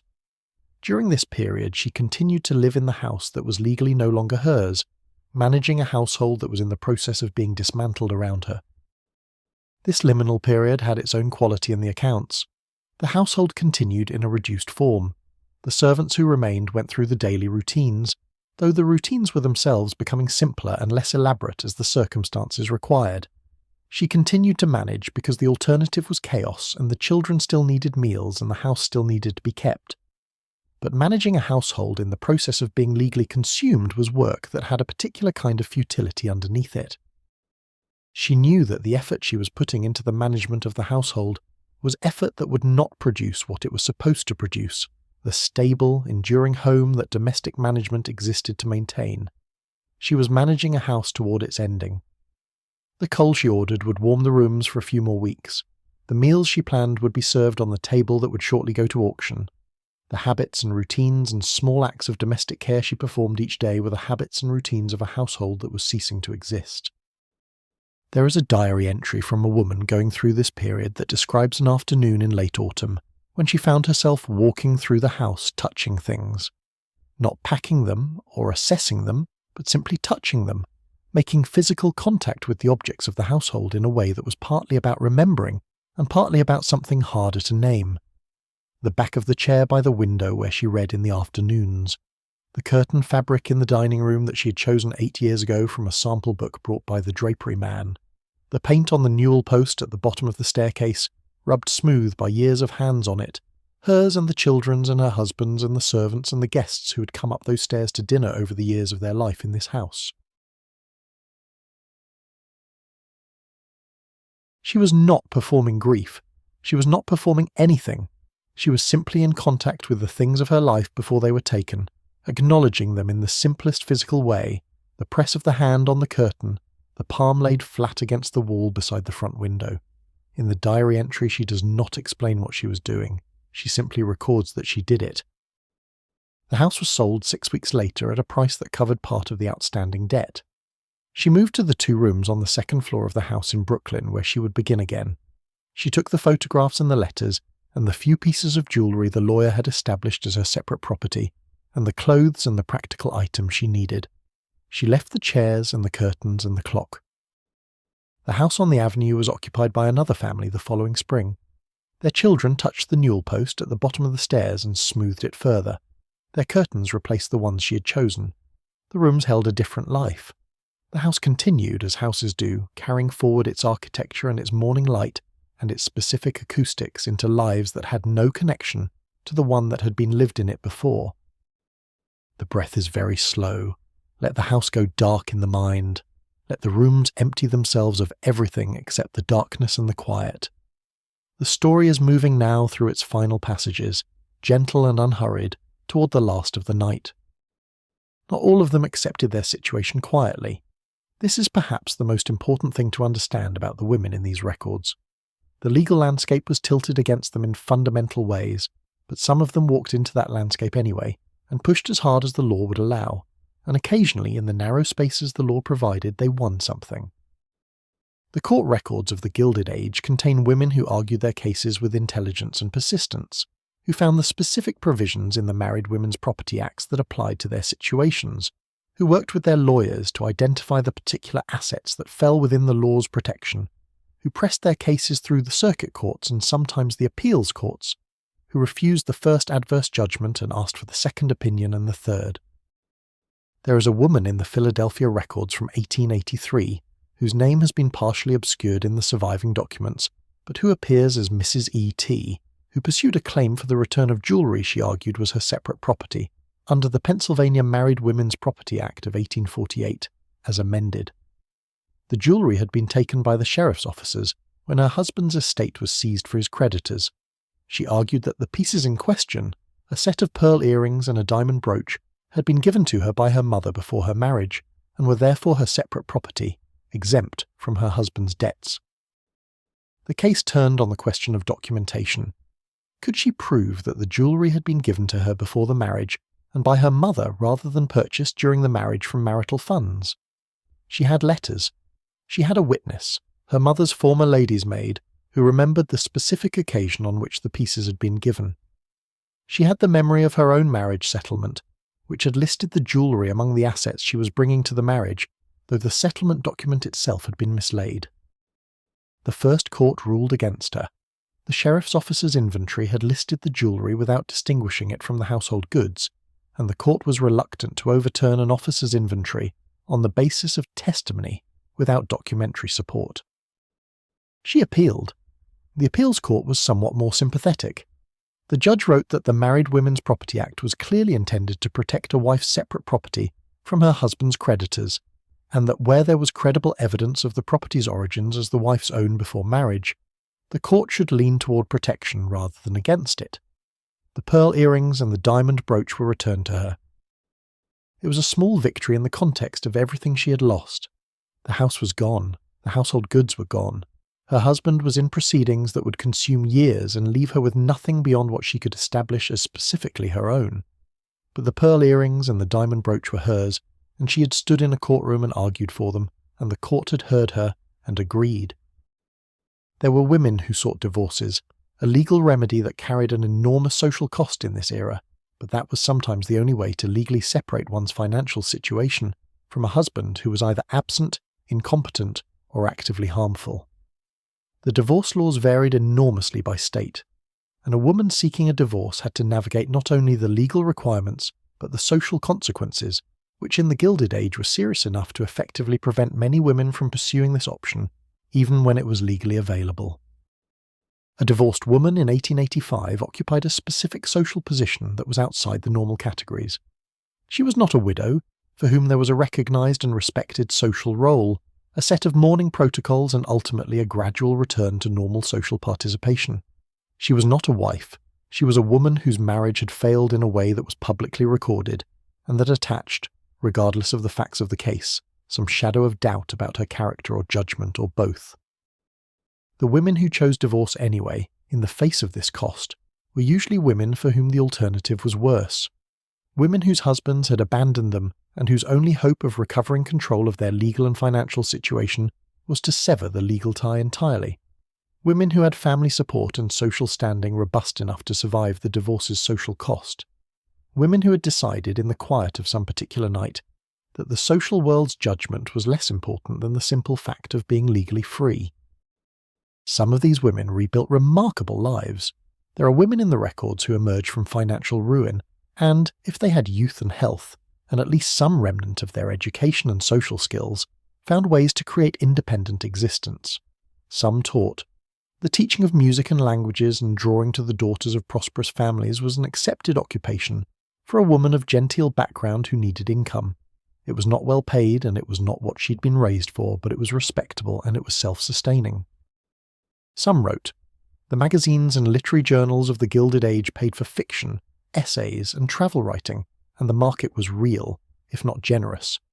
A woman who could write well and who was willing to do it regularly could generate a modest income. A few became journalists, though this required a willingness to enter a professional world that was not entirely welcoming to women and to accept work that was often poorly compensated. Some found a second marriage. This was the solution that the social world most straightforwardly approved, and for women who were young enough and whose financial ruin had not fatally damaged their social standing, it was genuinely available. The Gilded Age was not without its compassionate widowers and its younger sons who valued a woman's intelligence and character above the wealth she had lost. But all of these paths forward required something that not every woman had equally: time and health, and the energy to begin again, and at least some remnant of the social connections that had defined her life before. Some women had these things and used them, some did not, and their stories are harder to find because the records of women who fell completely through the floor of the world they had known tend not to survive. The candle burns low, the wax is pooled on the holder, and the flame is very small now, barely more than a point of warm light in the dark room. Let it burn. It is a soft to see by. The night continues and the story continues, and the breath is very slow and deep, moving through you like water through a still pool. If you're drifting now, let yourself go. Subscribe so the next story is waiting when you return. Sleep well. The networks of mutual support among women in the Gilded Age are perhaps the least visible part of this history, because they operated largely in private, outside the formal structures of law and commerce and public life, and they left a different kind of record than the court documents and the newspaper accounts. They left letters, they left diary entries, they left the memories of women who were helped and who remembered the help clearly enough to describe it in their own later writings. They left in some cases the institutions they built, the women's clubs and the charitable organisations and the settlement houses that were partly responses to the specific vulnerability of women in this era. When a woman's financial world collapsed around her, the first people she often turned to were other women, her sister if she had one nearby, the friend who had been her closest companion since girlhood, the older woman in her neighbourhood whose own experience of difficulty, perhaps in an earlier generation, had given her a particular kind of understanding, the minister's wife or the doctor's wife, women whose positions in the community gave them both information and access. What these women could offer was limited by the same legal constraints that limited the woman they were trying to help. They could not give her legal standing she did not have. They could not recover her assets from a court-ordered liquidation, but they could offer the practical and emotional resources that made the difference between surviving and not surviving. A room. This was often the most basic thing. A woman whose house was being sold had to be somewhere. The period between the legal order and the actual departure could be weeks or months, during which she needed to understand what was coming next. A woman with family or friends who could offer a temporary home, who could say simply, "You will come here while you sort yourself out," had a foundation from which to act. A woman with nowhere to go had nothing. Money. Small amounts, given without documentation, woman to woman, in the privacy of a visit or a letter. A $5 bill pressed into a hand at the door. A $20 note slipped into an envelope with a letter that said only that it was there in case it was useful. This kind of giving happened constantly in the accounts, and it was important not just for its practical value, but for what it communicated. The message was, you are not alone. The message was, someone sees what has happened to you and thinks it is unjust and wants to help. The message carried weight beyond the dollar value. Information. Women who had navigated the legal system, or whose husbands had and who had therefore been forced to learn things about it, shared what they knew. The name of a sympathetic lawyer, the specific provision in the state law that protected certain categories of property, the procedure for establishing separate property claims before a bankruptcy court. This information passed between women, in the same way all-important practical knowledge passes between people who have a shared stake in knowing it, in conversation, in letters, in the informal networks of mutual observation that constitute the daily life of a social community. The women's clubs of the latter part of the 19th century were partly a formal version of this informal network. Organisations like the General Federation of Women's Clubs, which was established in 1890, brought together women from across the country in a structure that could share information and resources and advocacy in ways that informal networks could not. These clubs were deeply middle and upper middle class, and their interests reflected their membership, but among those interests was a consistent attention to the legal position of women and the specific vulnerabilities that the existing law created. The settlement house movement, which was growing in the 1880s and 1890s, addressed the situation of women at the lower end of the economic spectrum whose situations were in some ways even more dire. Jane Addams and the women who established Hull House in Chicago in 1889 were responding to a landscape in which immigrant and working-class women had essentially no legal or economic protection at all. But the settlement house movement was also connected to the broader women's rights movement that was addressing the property and legal questions that affected women at every economic level. There were women who turned their own experience of ruin into advocacy in a very direct way. A woman who had sat across from a lawyer and heard the word recourse used in the negative, who had learned in the hardest possible way what it meant to have no legal standing, sometimes decided that the knowledge she had acquired at such cost was worth something and that she was going to put it to use. Some wrote, some testified, some organised. A woman in Philadelphia who had lost her property in her husband's bankruptcy in 1876 spent the following decade working with a women's legal aid organisation, helping other women navigate the same legal terrain she had navigated, using what she had learned to give other women better footing than she had had. The organisation she worked with is recorded in the city's charitable directories of the period, a small entry among many, its specific work described in a few lines. The few lines do not capture what it meant to the women who came to that office and found someone who understood their situation from the inside, who could say not only what the law said but what it felt like to be on the receiving end of what the law said, and who could sit with them in the particular cold knowledge of legal helplessness and help them find whatever threads of protection remained. The act of helping was also the act of continuing. A woman who could turn her ruin into usefulness to someone else had found a way to refuse the absolute nature of the loss. The loss was real, the house was gone, the assets were gone, the social position was damaged. But the knowledge she had acquired in the process of the loss was hers and she could use it, and in using it she could produce something that her experience of loss would not have produced if she had simply absorbed it and gone on. There is something in this that the historical record tends to undercount.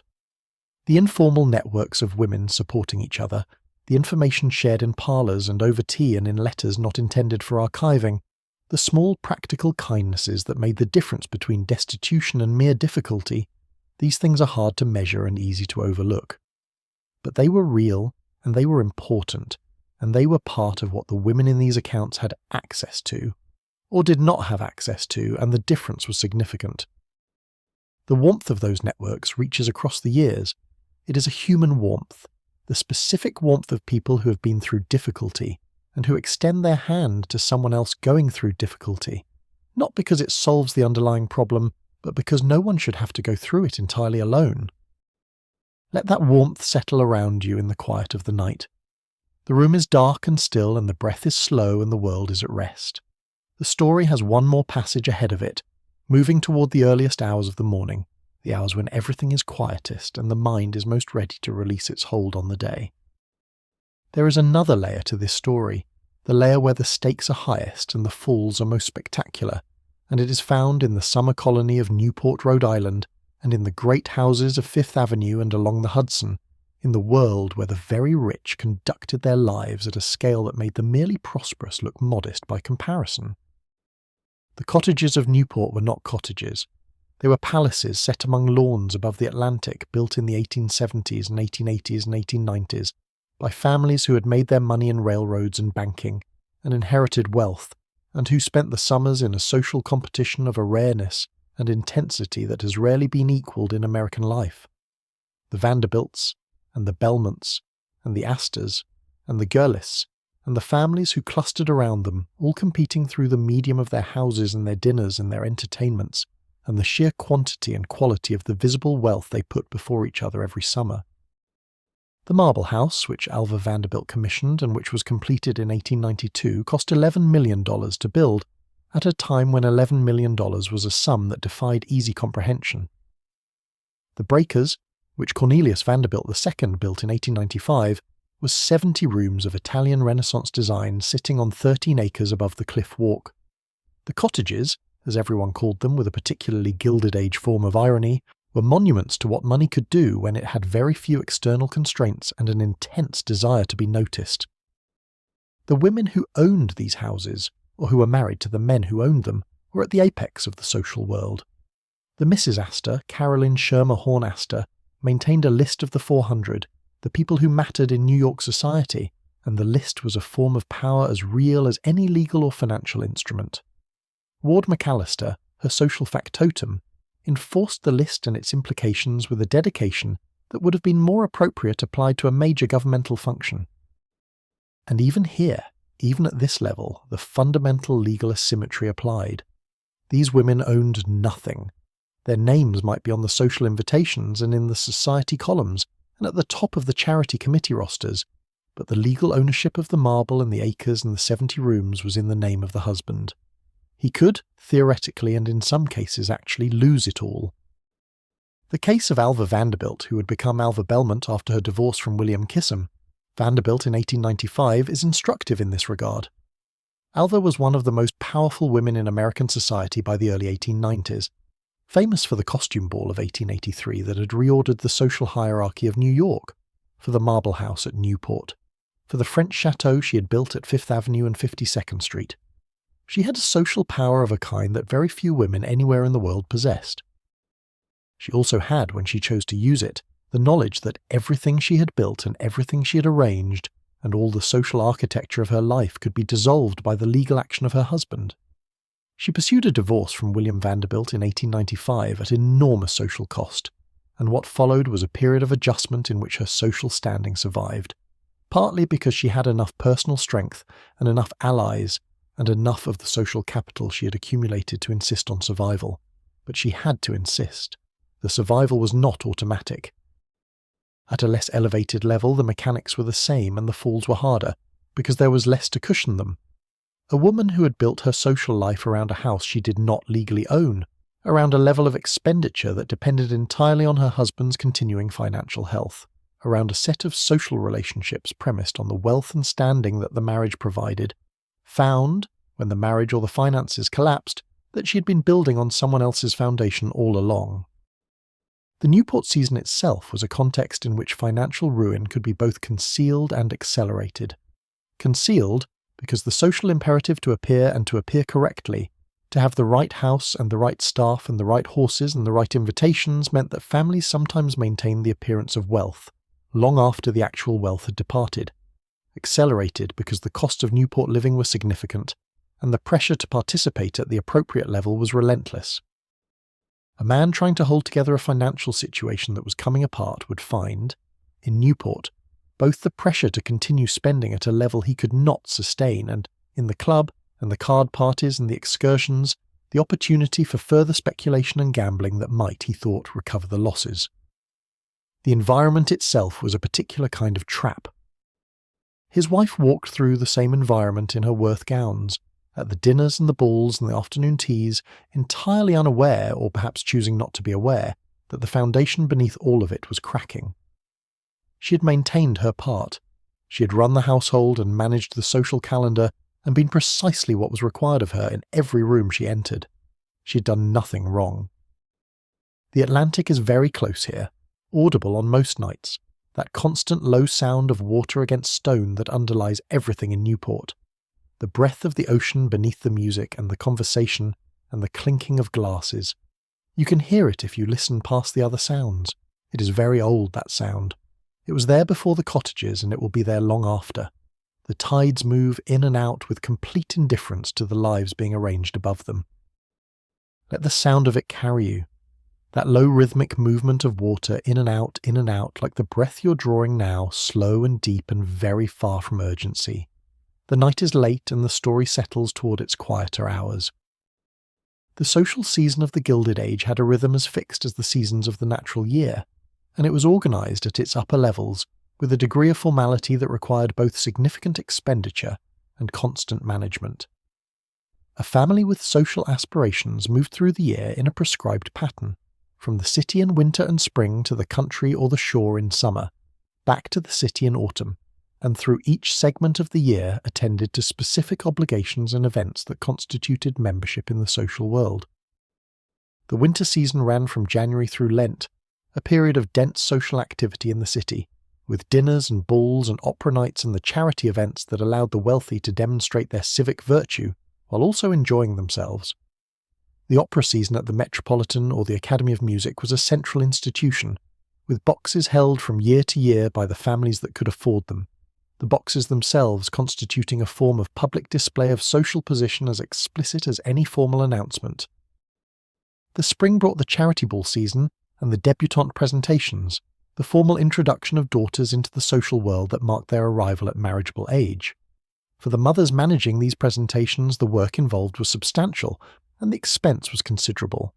The dress made by an appropriate dressmaker, the flowers, the social intelligence required to ensure that the daughter was seen by the right people and associated with the right young men and received the right invitations to the right subsequent events. Summer was Newport for those who could afford it, or one of the other resort communities, Saratoga or Bar Harbor or Long Branch, each with its own social hierarchy and its own seasonal calendar. The summer house itself was a major expense, the rent for a suitable cottage running to amounts that made even prosperous families careful in their choices.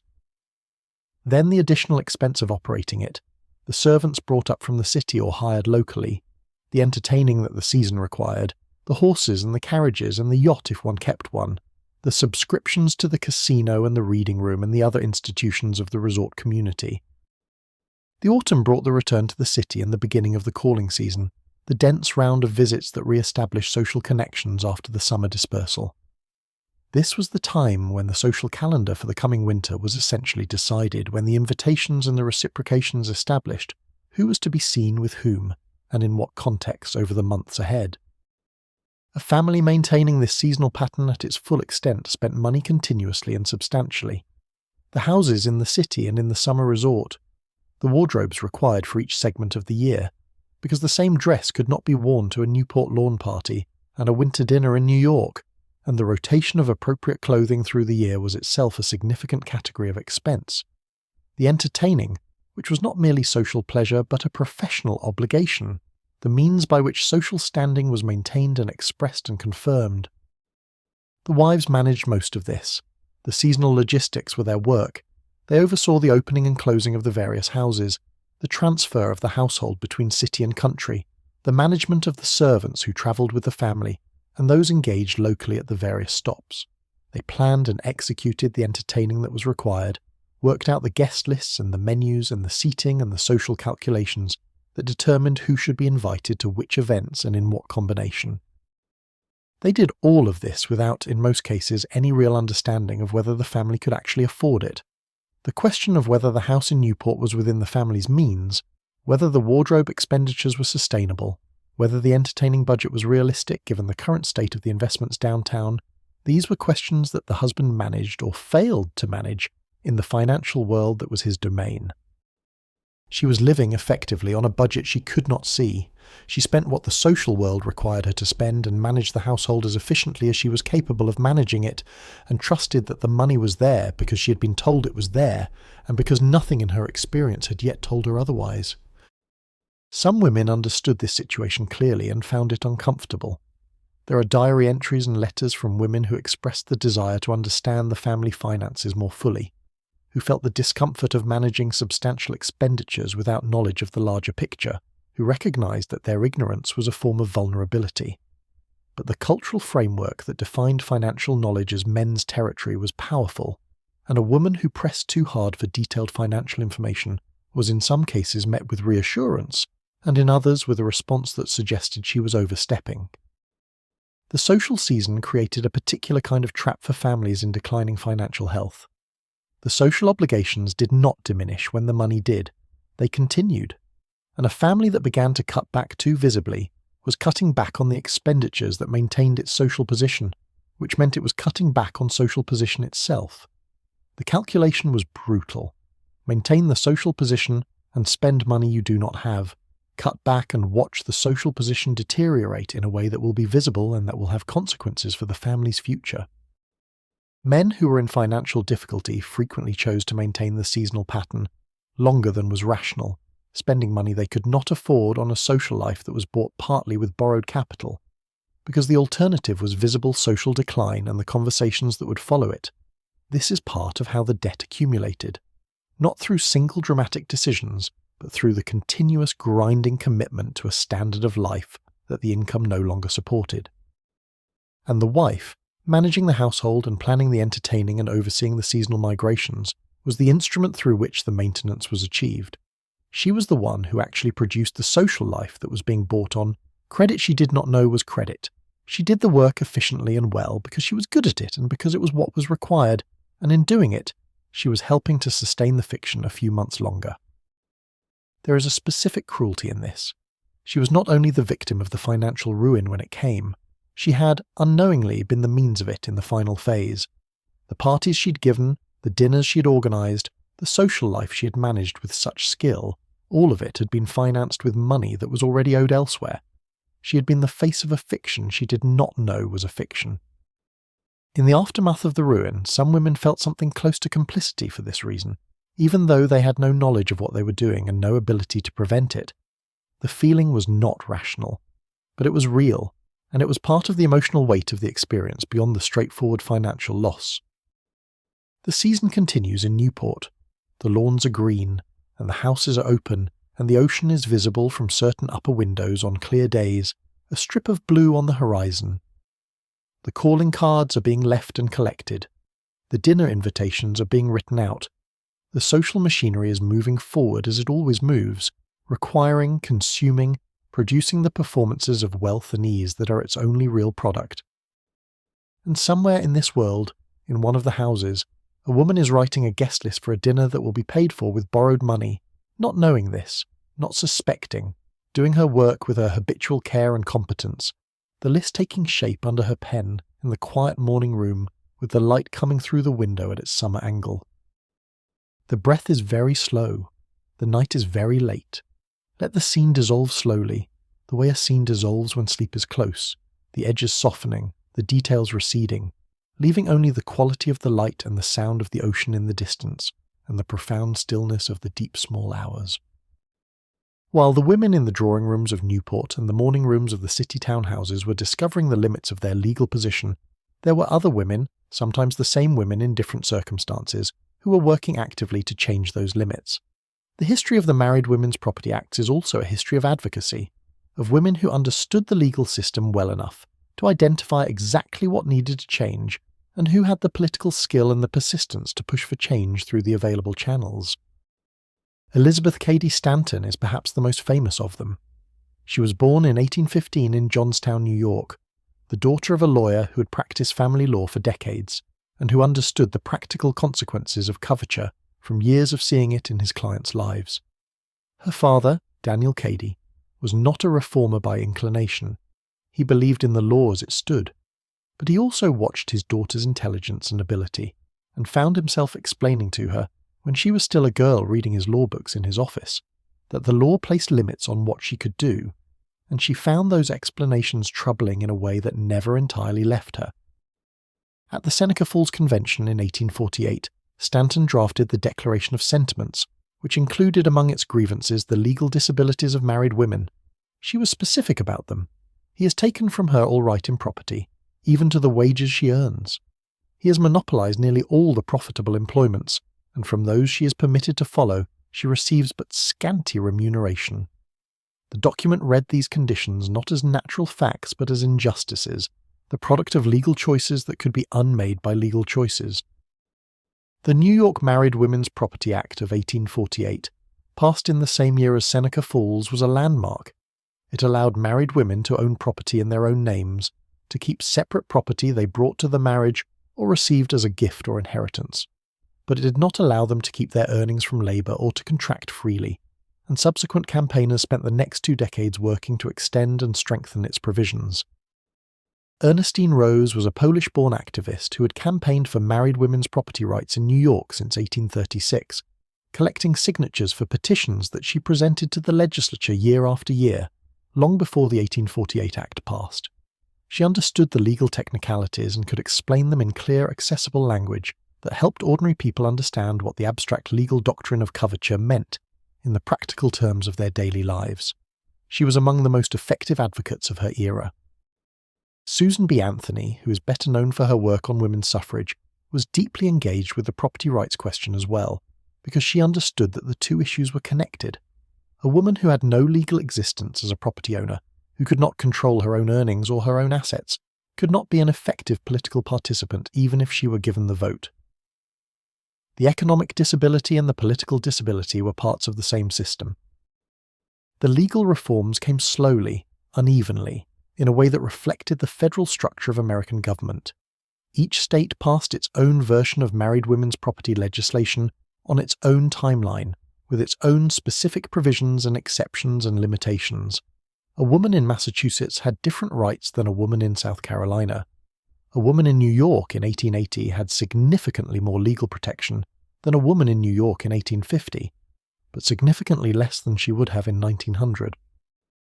In England, the process was different, moving through Parliament rather than through 50 separate state legislatures, and it culminated in the Married Women's Property Act of 1882, which gave married women in England the right to own, acquire, and dispose of property as if they were unmarried. Lord Selborne, who helped guide the legislation, described it as a recognition of the fundamental injustice of a system that had treated an adult woman as legally non-existent. The American states followed at various paces. By the 1890s, most states had enacted some form of married women's property legislation that provided real if incomplete protection. By the early 20th century, the most egregious forms of coverture had been substantially dismantled, though the fuller equality between married men and women in property law was not completely achieved until much later in the century. For the women living through the Gilded Age, these reforms arrived sometimes in time to help, and sometimes not. A woman whose ruin came in 1870 had fewer legal tools available than a woman whose ruin came in 1890, depending on her state. The patchwork nature of the reforms meant that the protection you had depended on where you lived and what year it was, and exactly what kind of property was at issue, in a way that required specialized legal knowledge to navigate. The reformers understood this and were frustrated by it. They had been arguing for decades that the system was unjust, and the legal changes, when they came in forms that were improvements but not solutions, that moved the problem without eliminating it. The women who petitioned and lobbied and wrote and spoke and collected signatures could see, in the experiences of women like the ones in these court records, exactly what the system's remaining inadequacies cost. There is something worth holding on to in this history. The women who experienced the ruins described in these accounts were not passive sufferers. Many of them became advocates. A woman who had been through the legal system and found it wanting had specific, detailed knowledge of exactly what it lacked. Some of them wrote about their experiences. Some of them testified to legislative committees. Some of them simply talked to other women, in the quiet of parlours and gardens and church halls, about what had happened to them and what the law had failed to do. The reforms that came were not given by legislators moved by abstract principle alone. They were extracted slowly and laboriously by women who understood the problem from the inside, who could describe in concrete and personal terms what the doctrine of coverture meant for a real human life. The room is very still. The clock on the mantelpiece has ticked through the small hours, and now it says something very late indeed. The fire has burned entirely down. The room is cold in the pleasant way of rooms, where you are warm under enough covers, where the coolness of the air above the blankets makes the warmth below feel even more complete. The story settles into this stillness, like a person settling into a chair after a long walk. To understand what was lost when the financial ruin came, it helps to understand more fully what the social world of the Gilded Age wife actually contained. Not the formal architecture of it, the dinner parties and the calling cards and the charity committee meetings, but the texture of it, the daily experience of moving through a world where you were known, where your name meant something, where the people you encountered on the street and in the shops and in the drawing rooms of your neighbours recognised you as someone with a specific place in the world. The experience of being known in a neighbourhood is one of those things that disappears so completely when it is gone that you can forget afterward how much of daily life it supported. The greengrocer who knew your account and your preferences, and who would have the asparagus set aside for you when it arrived because he knew you liked it. The dressmaker who had your measurements on file, and who knew your taste, and with whom you had a relationship built over 10 years of seasonal orders, who could tell you honestly when a colour was not flattering rather than simply agreeing with everything you said, because she knew you would take her word for it. The librarian at the lending library who kept a note of what you had borrowed, and who would suggest the new arrival she thought might suit you. These relationships were part of the social fabric of a life, and they were not trivial. They constituted a kind of identity, the accumulated knowledge of you that other people carried, the way you existed in the world beyond your own skin. When you moved to a new neighbourhood, that accumulated identity was gone. You were no one to the new greengrocer. The new dressmaker knew nothing about you. You had to build from nothing, and building from nothing when you were also managing the practical difficulties of reduced circumstances and the emotional weight of what had happened required a kind of energy that was not always available. The churches were important institutions in this landscape, and they deserve attention. The established Protestant denominations of the Gilded Age, the Episcopal churches and the Presbyterian churches, and the Congregational churches of the New England diaspora were the social centres of the neighbourhoods in which they stood. The congregation was a community in the full sense. You knew the other families. You sat in the same pew every Sunday and saw the same faces and knew, as much as you could know anything about your neighbours, something about their lives. The church was also one of the places where financial trouble was managed with the most discretion, where the social fabric was most likely to hold up under the strain of visible difficulty, where the charitable impulses of the community were most likely to be organised and directed in useful ways. A woman whose household was in difficulty, and whose minister knew the family well, was in a somewhat better position than a woman whose difficulty was known only to her creditors and her lawyer. The charity committees that the women of these congregations and these neighbourhoods organised and managed were not merely social obligations. They were also, in some cases, genuine safety nets for women in difficulty. The women's charitable organisations of the Gilded Age and the progressive era that followed it were doing real work, providing assistance to women whose situations had removed them from the ordinary supports of prosperous life. A woman who had sat on the committee for the relief of indigent women, and who now found herself the recipient of the committee's attention, was in an unusual and not entirely comfortable position. But the assistance was real and she could use it. The other institution that mattered enormously was the church sisterhood, the informal network of women connected through the congregation who knew each other well enough to be genuinely helpful when help was needed. The woman who sat across the aisle from you every Sunday, and whose children had attended the same Sunday school classes as your children, and who had served with you on the altar guild for 7 years. This woman's knowledge of your situation, and her willingness to act on that knowledge, was a form of social capital that the formal legal system did not recognise and that no court could provide. She might give you the name of a lawyer she'd heard was reliable. She might know of a room that was becoming available in a house with a trustworthy landlady. She might mention, in a way that was carefully arranged to require no acknowledgement, that a woman of her acquaintance had recently found work teaching French to the daughters of 2 families she knew, and had found it both possible and remunerative. She might invite you to dinner in a way that was clearly practical, because you were not eating regularly, and the invitation would be extended with enough grace that you could accept it without feeling the full weight of the charity it represented. This is the social world at its best, the world as it could function when the people in it chose to treat each other with the consideration that their shared circumstances justified. It did not always function this way. The social world of the Gilded Age had its competitive and its exclusionary aspects that have already been described. But the kind of human decency that operates in the spaces between the formal institutions, the small acts of recognition and support and practical help, was also part of the world that these women inhabited. When you moved to a boarding house in a new neighbourhood after the ruin, you lost not only the house but the world of which the house was a centre.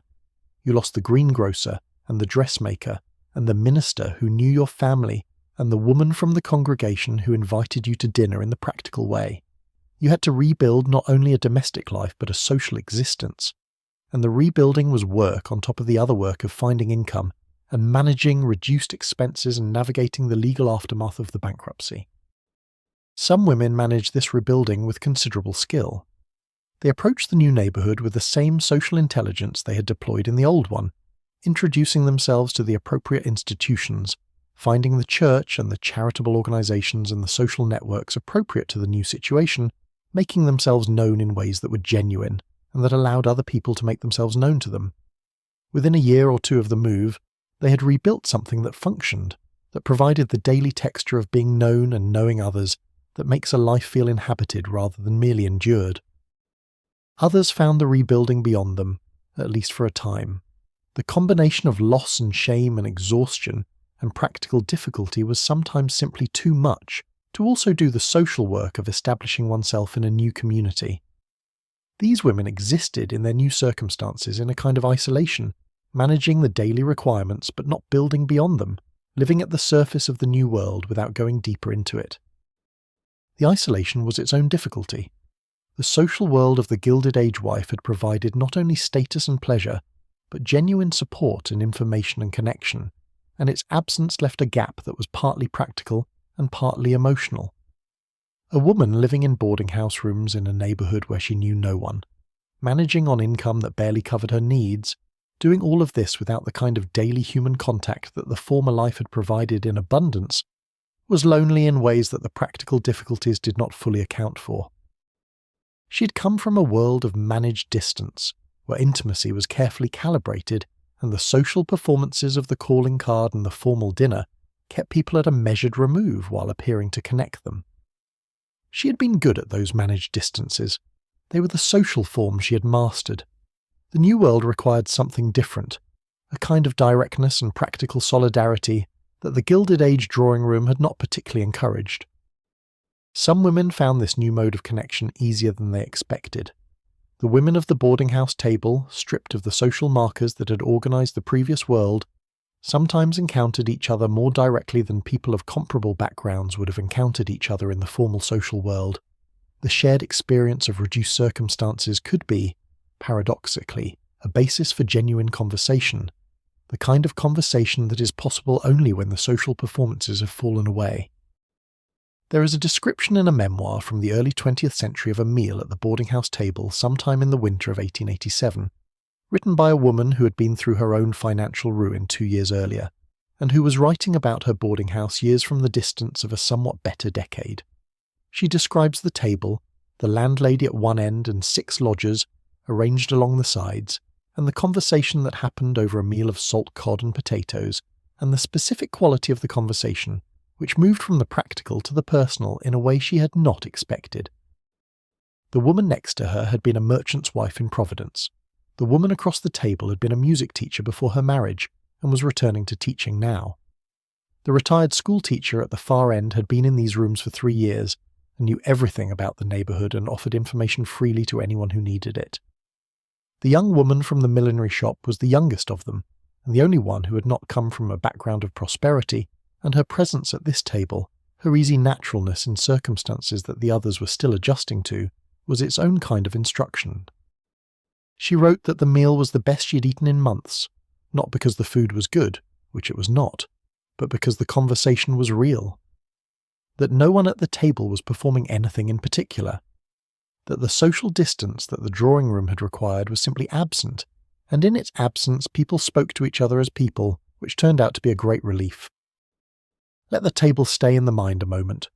The candle in the centre, the salt cod and the potatoes, the 6 women and the landlady, the plain wooden table with its worn cloth, the conversation moving over it like water over stones, real and unperformed and very far from the ivory and rosewood of the dining rooms these women had come from, and yet containing something that the dining rooms had not always contained. The warmth of the actual human presence of other people, stripped of everything except their own company. The room is very still, and the night is very deep, and the breath comes slowly and evenly, and the story settles into its deepest and quietest register, moving very softly now toward the hour before dawn. There is a boarding house on a tree-lined street in Brooklyn in the year 1891. It is a narrow brownstone, 4 stories, with lace curtains in the parlour windows and a small sign near the door in neat handwriting that says, "Rooms available, references required." The woman who runs it is 44 years old.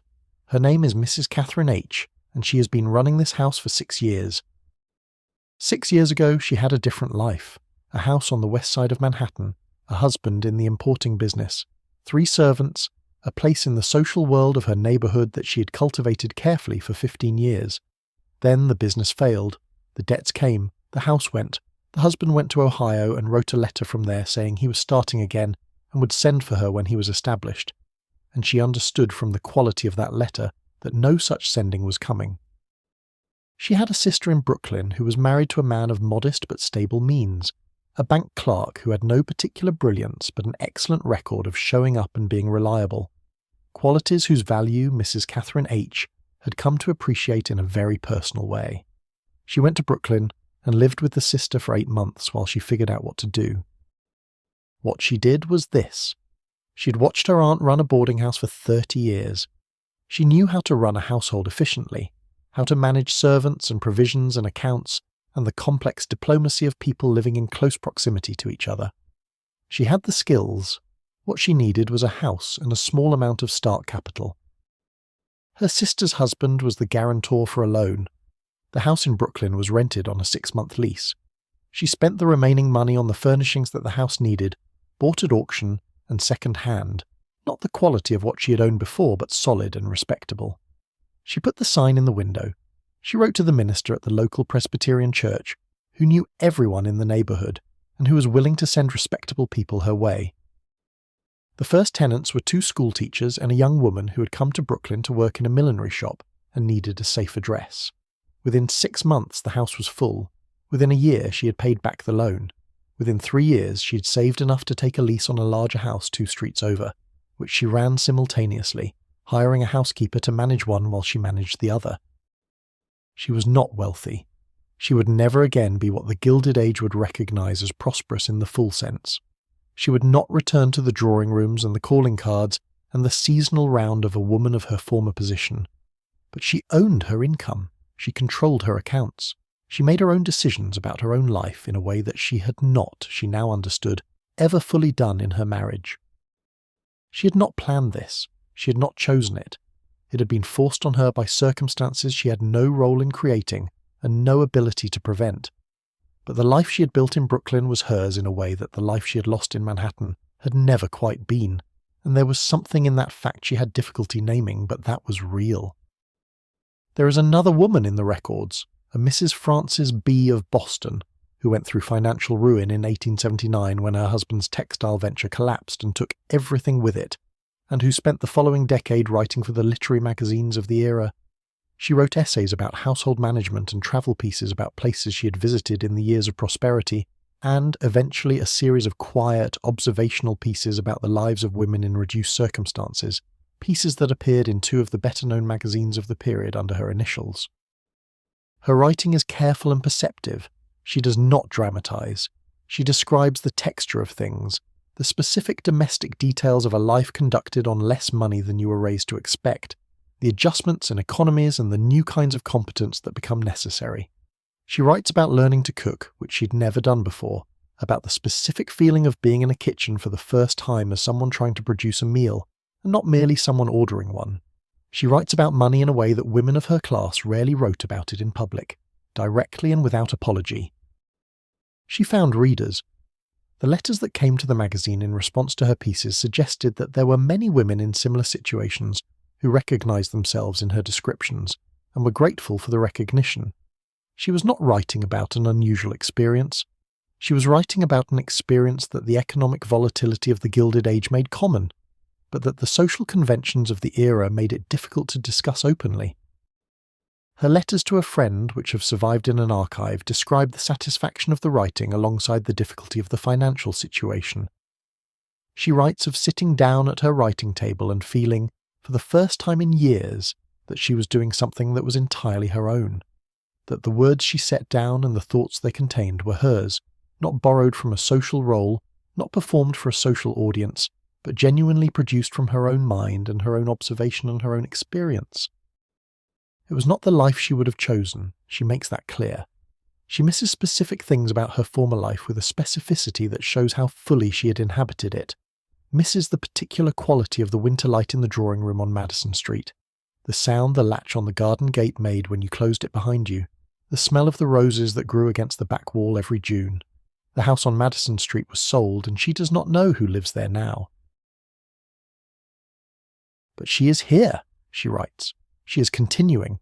The writing table is hers and the words are hers and the modest income they produce is hers, and she is not without resources, not without the ability to make decisions about her own life. These things are small compared to what was lost. They are also real. The night is very deep now. The particular quality of the darkness after the middle hours of the night has settled over everything. That darkness that feels different from early night darkness, that feels more complete and more restful, as though the world has given up the business of the day entirely and agreed to simply be still for a while. You are in that darkness. The breath moves slowly. The story moves slowly. Everything moves slowly now. The aftermath of a Gilded Age financial ruin had a specific texture that appears consistently in the accounts that survive. There was the immediate shock which has been described already. there was the period of legal uncertainty, while the bankruptcy proceedings worked through the courts and the specific assets were identified and allocated, and the question of what she would be left with was still open. And then there was the longer, slower period after the legal proceedings concluded, when the shape of the new life became clear and she had to inhabit it. The boarding house. This is one of the most common destinations in these accounts, and it is worth dwelling on what it meant specifically to move into a boarding house after living in a townhouse on Madison Avenue or a brownstone on Commonwealth Avenue. The physical dimensions of the change were dramatic, from a house of 5 or 6 rooms on each floor to 2 rooms on the second floor of someone else's house, from a household run by 4 servants to a household that consisted entirely of her own person and whatever she could carry up the stairs. The boarding house of the respectable kind that these women sought out was a specific institution. It was a large house in a decent neighbourhood, operated by a woman, usually a widow, who let rooms to lodgers who were vetted for respectability. The meals were taken at a common table, which was both an economy for the lodgers and a social obligation, because the dining room required the performance of table manners and polite conversation even on the days when you did not feel capable of either. The other lodgers were people in various stages of reduced circumstances, other women of comparable background in similar situations, single professional women, the school teachers and the shop clerks and the occasional female journalist, who were the leading edge of the new category of independent working women that the late 19th century was producing. Retired people living on fixed incomes, occasionally a young man from out of town who needed a respectable address while he established himself in the city. The social world of the boarding house was narrow, but not without its own texture. The common table was a place of conversation, sometimes good conversation, sometimes difficult, sometimes the specific torture of being required to participate socially when you had nothing to say.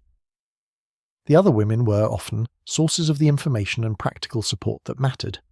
The woman at the far end of the table, who'd been in these rooms for 4 years, knew which employment agencies were reliable and which were not. The woman in the rooms across the hall had a sister who ran a millinery shop and occasionally needed someone with good taste and a steady hand. The landlady knew the neighbourhood and its resources with the detailed knowledge of someone who had been watching it for 20 years. The cooking.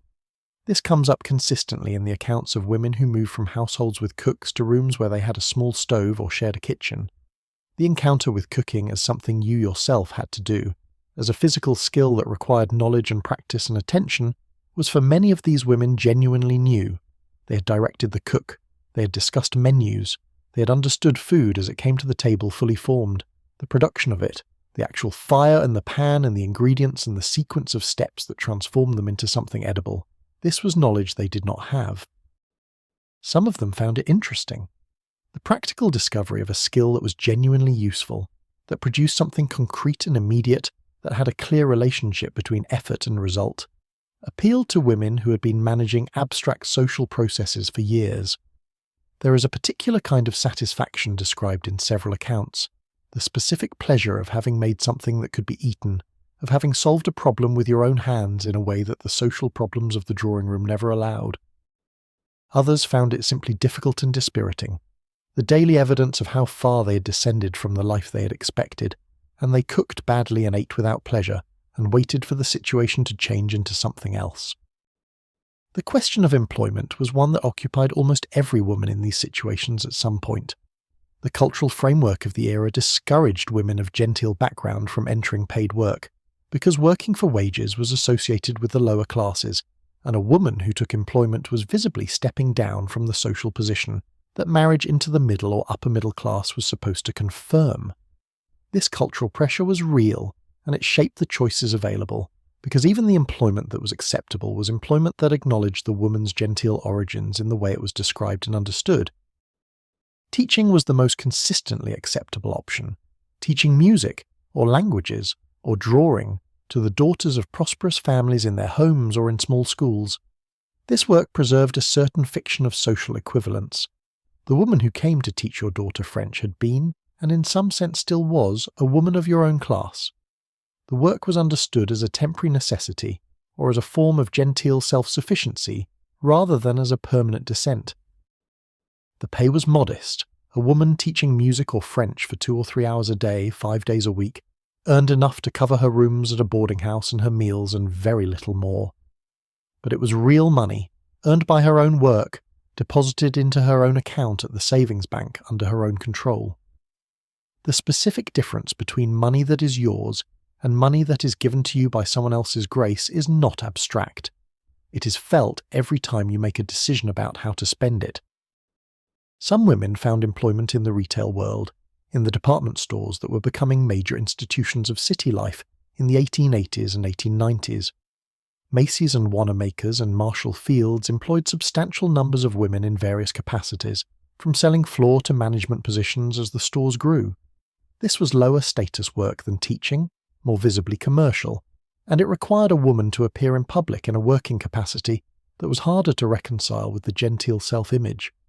But it paid reasonably by the standards of women's employment, and it provided structure and human contact and the particular satisfaction of a job done competently. There were women who went into business for themselves, who took the skills they had and the small capital they were left with and built something.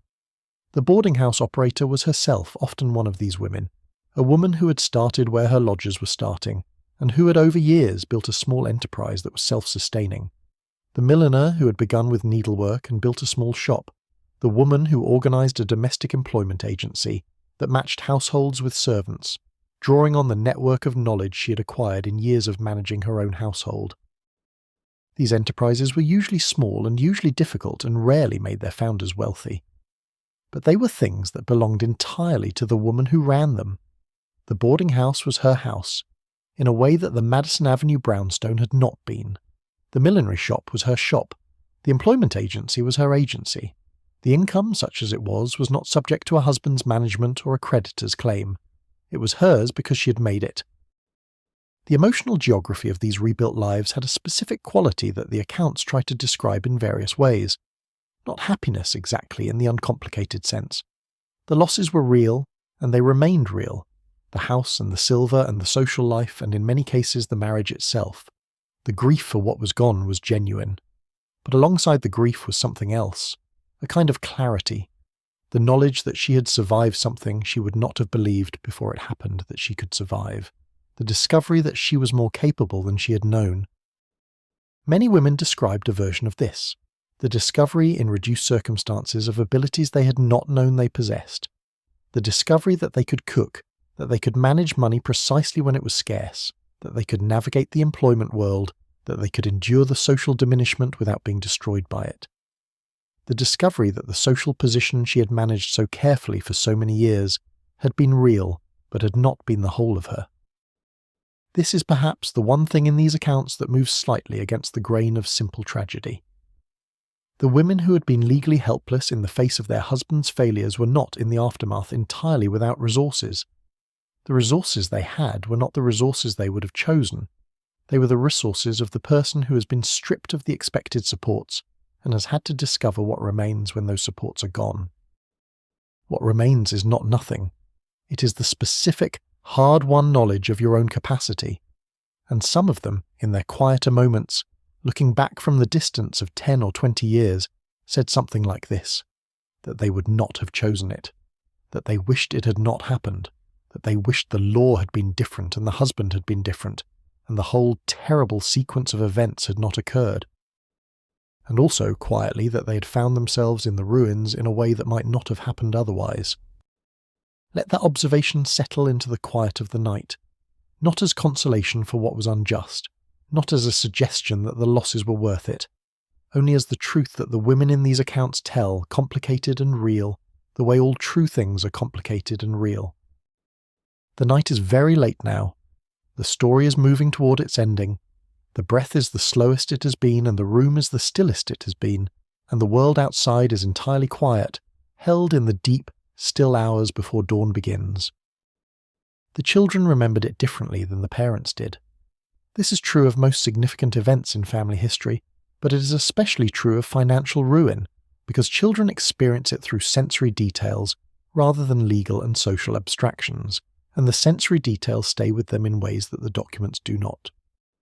A woman named Edith, writing in her journal in 1924, described the afternoon in 1885 when she was 11 years old, and the men came to take the furniture. She remembered the smell of them, the particular smell of the cold air that came in through the open front door, and the way they carried things past her in the hallway without looking at her. The way objects she had known her whole life moved through her field of vision with a strange new quality of foreignness, as though they were becoming things that belonged to the world and not to her house. She remembered her mother standing in the drawing room doorway watching. Her mother's face had a quality she had not seen before and could not name at the time. She understood it better later. It was the face of a person maintaining composure as an act of will, of someone who has decided that they will not give way in front of witnesses, whatever happens internally. The sofa went past, carried by two men. Then the rosewood side table that had stood in the morning room as long as Edith could remember, the one with the ring mark on the top from a cup placed without a saucer, years ago, before Edith was born. Then the French clock from the mantelpiece wrapped in cloth, carried carefully by one man who seemed to understand that it was delicate. Then the larger things, the sideboard, the dining table, requiring both men and a third who appeared from somewhere. The house becoming, by degrees, a different kind of place, its echoes changing as the rooms emptied, the sound of footsteps on the bare floor acquiring a resonance they had not had when the furniture was there to absorb it. Her mother sent her upstairs to the nursery before the men reached the bedrooms. Edith went and sat on her bed, which had not yet been taken, and listened to the sounds from below. The voices of the men giving instructions to each other, the thud of heavy objects being set down on the pavement outside, the silence that followed each removal. What she took from that afternoon stayed with her for the rest of her life. Not bitterness, precisely, or at least not primarily. More a specific understanding of impermanence, of the conditional nature of the material world, of the degree to which the things you live among can be removed. She became a woman who held possessions lightly, who did not accumulate and did not attach. Her own homes were simply furnished. She moved several times in her adult life without distress. She also became, as an adult, a passionate advocate for women's property rights. She knew exactly what the legal situation had meant for her mother, understood it in the concrete terms of what she had watched happen, and she found the doctrine of coverture not abstract but personal, not historical but continuous, something that had entered her childhood through an open front door and changed the shape of things permanently. There were children who went in other directions with the experience, who took from it a determination to acquire wealth and to hold it securely, who became the careful and cautious financial accumulators that their fathers had not been, who married with an eye to financial stability in a way that was perhaps not romantic but was also not foolish. The Gilded Age produced, among the children of its ruined families, a generation with a particular relationship to money and its reliability. There were also children for whom the ruin meant the end of educational opportunity. A son who had been destined for one of the better colleges might find himself instead going to work at 16, contributing to the reduced family income in ways that permanently altered the trajectory of his life. A daughter who had been expected to enter the social world of her parents might find herself in a reduced situation that changed who she could marry and therefore what her life would look like. The disruption travelled forward through time. The financial ruin of one generation shaped the opportunities and the choices of the next, and the next after that. The house sold in 1885 was a house that could not be passed down. The trust dismantled to pay debts was capital that could not compound for 30 years and be inherited. The social connections damaged by the ruin were connections that could not be used to open the right doors for the next generation. And yet the children also inherited other things. The mothers who rebuilt after ruin passed on specific competencies, specific knowledge of how to manage in constrained circumstances, specific models of resilience that their children absorbed without being explicitly taught. The boarding house in Brooklyn was a demonstration for anyone watching of what a woman could build with limited resources and considerable skill. The writing in the literary magazines was a model of how intelligence could be converted into income. Some of the daughters of ruined Gilded Age families became the most practical and capable women of the next generation. Women who had watched their mothers navigate impossible situations and who had internalized, in the watching, both the skills and the knowledge that such navigation required. Women who came of age in the 1890s and early 1900s as the women's rights movement was gathering real momentum, with a very personal understanding of what the legal constraints on women meant and why they needed to change. The story flows forward through time, the way all stories do, touching lives that touched other lives, children becoming adults, becoming parents, the specific afternoon with the furniture becoming an inheritance of a particular kind of knowledge. Let the knowledge settle gently, let the night deepen around you. The small hours are here and the breath is the slowest it has been, and the story rests for a moment in the deep, still middle of the night. Among all the objects in the Gilded Age household, the jewellery occupied a particular position. It was the most personal of possessions, worn on the body, carried always in the proximity of the person who owned it. It was the thing that passed through generations, mother to daughter, grandmother to granddaughter, carrying forward not only its monetary value but its associations, the specific memories of who had worn it, and when, and what had been said on those occasions. The jewellery box, or the velvet cases in the upper drawer of the dressing table, held a specific kind of record. The pearl necklace that had been worn to every important occasion of the grandmother's life, that had been clasped around the neck at weddings and dinners and the occasional ball over the course of 40 years, until the grandmother died, and the necklace was unclasped for the last time, and laid in its case, and eventually given to the granddaughter who had been told it was coming to her. The garnets that were associated with a specific great-aunt, worn in a photograph that stood on the mantelpiece in a silver frame, the mourning brooch set with black jet that had been worn by several generations of women in the family during the long mourning periods that the Victorian era required. These objects were not merely valuable in the monetary sense. They were valuable in the way that the things that carry personal history are valuable, in a register that the legal system of the Gilded Age had very limited ability to recognise or accommodate. The legal question was always whether the object was marital property or separate property, whether it had been acquired before the marriage or during it, whether it had been purchased from marital funds or received as a gift. The legal question had nothing to do with the grandmother or the great-aunt or the photograph on the mantelpiece. When the trustee's inventory reached the jewellery, the woman in these situations was required to make her case for each piece, to establish, with what documentation she could muster, that this specific piece was her separate property and not part of the marital estate. The grandmother's pearls, if she could prove they had come to her before the marriage, were defensible. If she had received them during the marriage, even as an inheritance, the question became more complicated, depending on the specific language of the State's Property Act. The process of making this case was itself a kind of inventory, not of monetary value but of history. To establish that the pearls were the grandmother's, she had to tell the story of the grandmother and the pearls, had to produce the evidence of the family connection, had to situate the object in the web of family history that was its actual context. The law was not particularly interested in this context. It was interested in the legal question. But the context was what she had, and it was what she used. Some women kept their jewellery because of this kind of argument, successfully made. The pieces that had demonstrably come from her family, that could be connected to her history before the marriage, or to gifts received directly from her family during the marriage, were more likely to survive the legal process than the pieces that had been purchased during the marriage with joint funds, or given to her by her husband from the marital accounts. The pieces that survived this process were the ones that she had left when everything else was gone. They were small in most cases, a brooch, a pair of earrings, the pearl necklace, if she was fortunate. They were the physical remnant of the life that had been stripped away, the objects that had come through the legal process because they were incontrovertibly hers. She wore them in the boarding house sometimes, put on the grandmother's earrings for the Sunday church service, or the occasional social call she still made on the women in her new neighbourhood who were worth knowing. The wearing of the earrings was not performance, or not entirely. It was a connection, a physical reminder of the continuity of her identity through the disruption, a declaration to herself as much as to anyone else that she was still the woman who had received these earrings in a specific moment from a specific person and who remembered that moment clearly.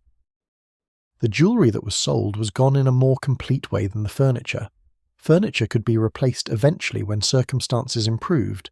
The specific chairs and the specific sideboard were gone, but chairs existed in the world and could be acquired again.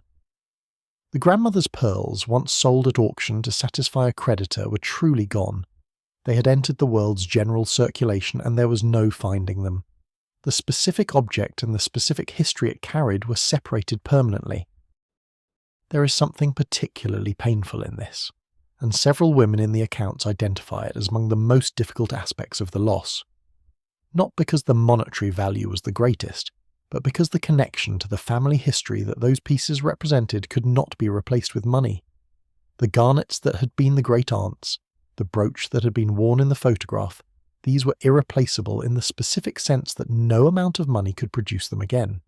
Their replacement required the impossible, the undoing of the auction, the recovery of the specific object from wherever it had gone. There were occasionally happy exceptions. A woman who had managed to keep a piece that her daughter admired, passing it down in the reduced circumstances of the new household. The grandmother's pearls that she had succeeded in protecting, surviving into the next generation after all. Small continuities in the midst of the large disruption.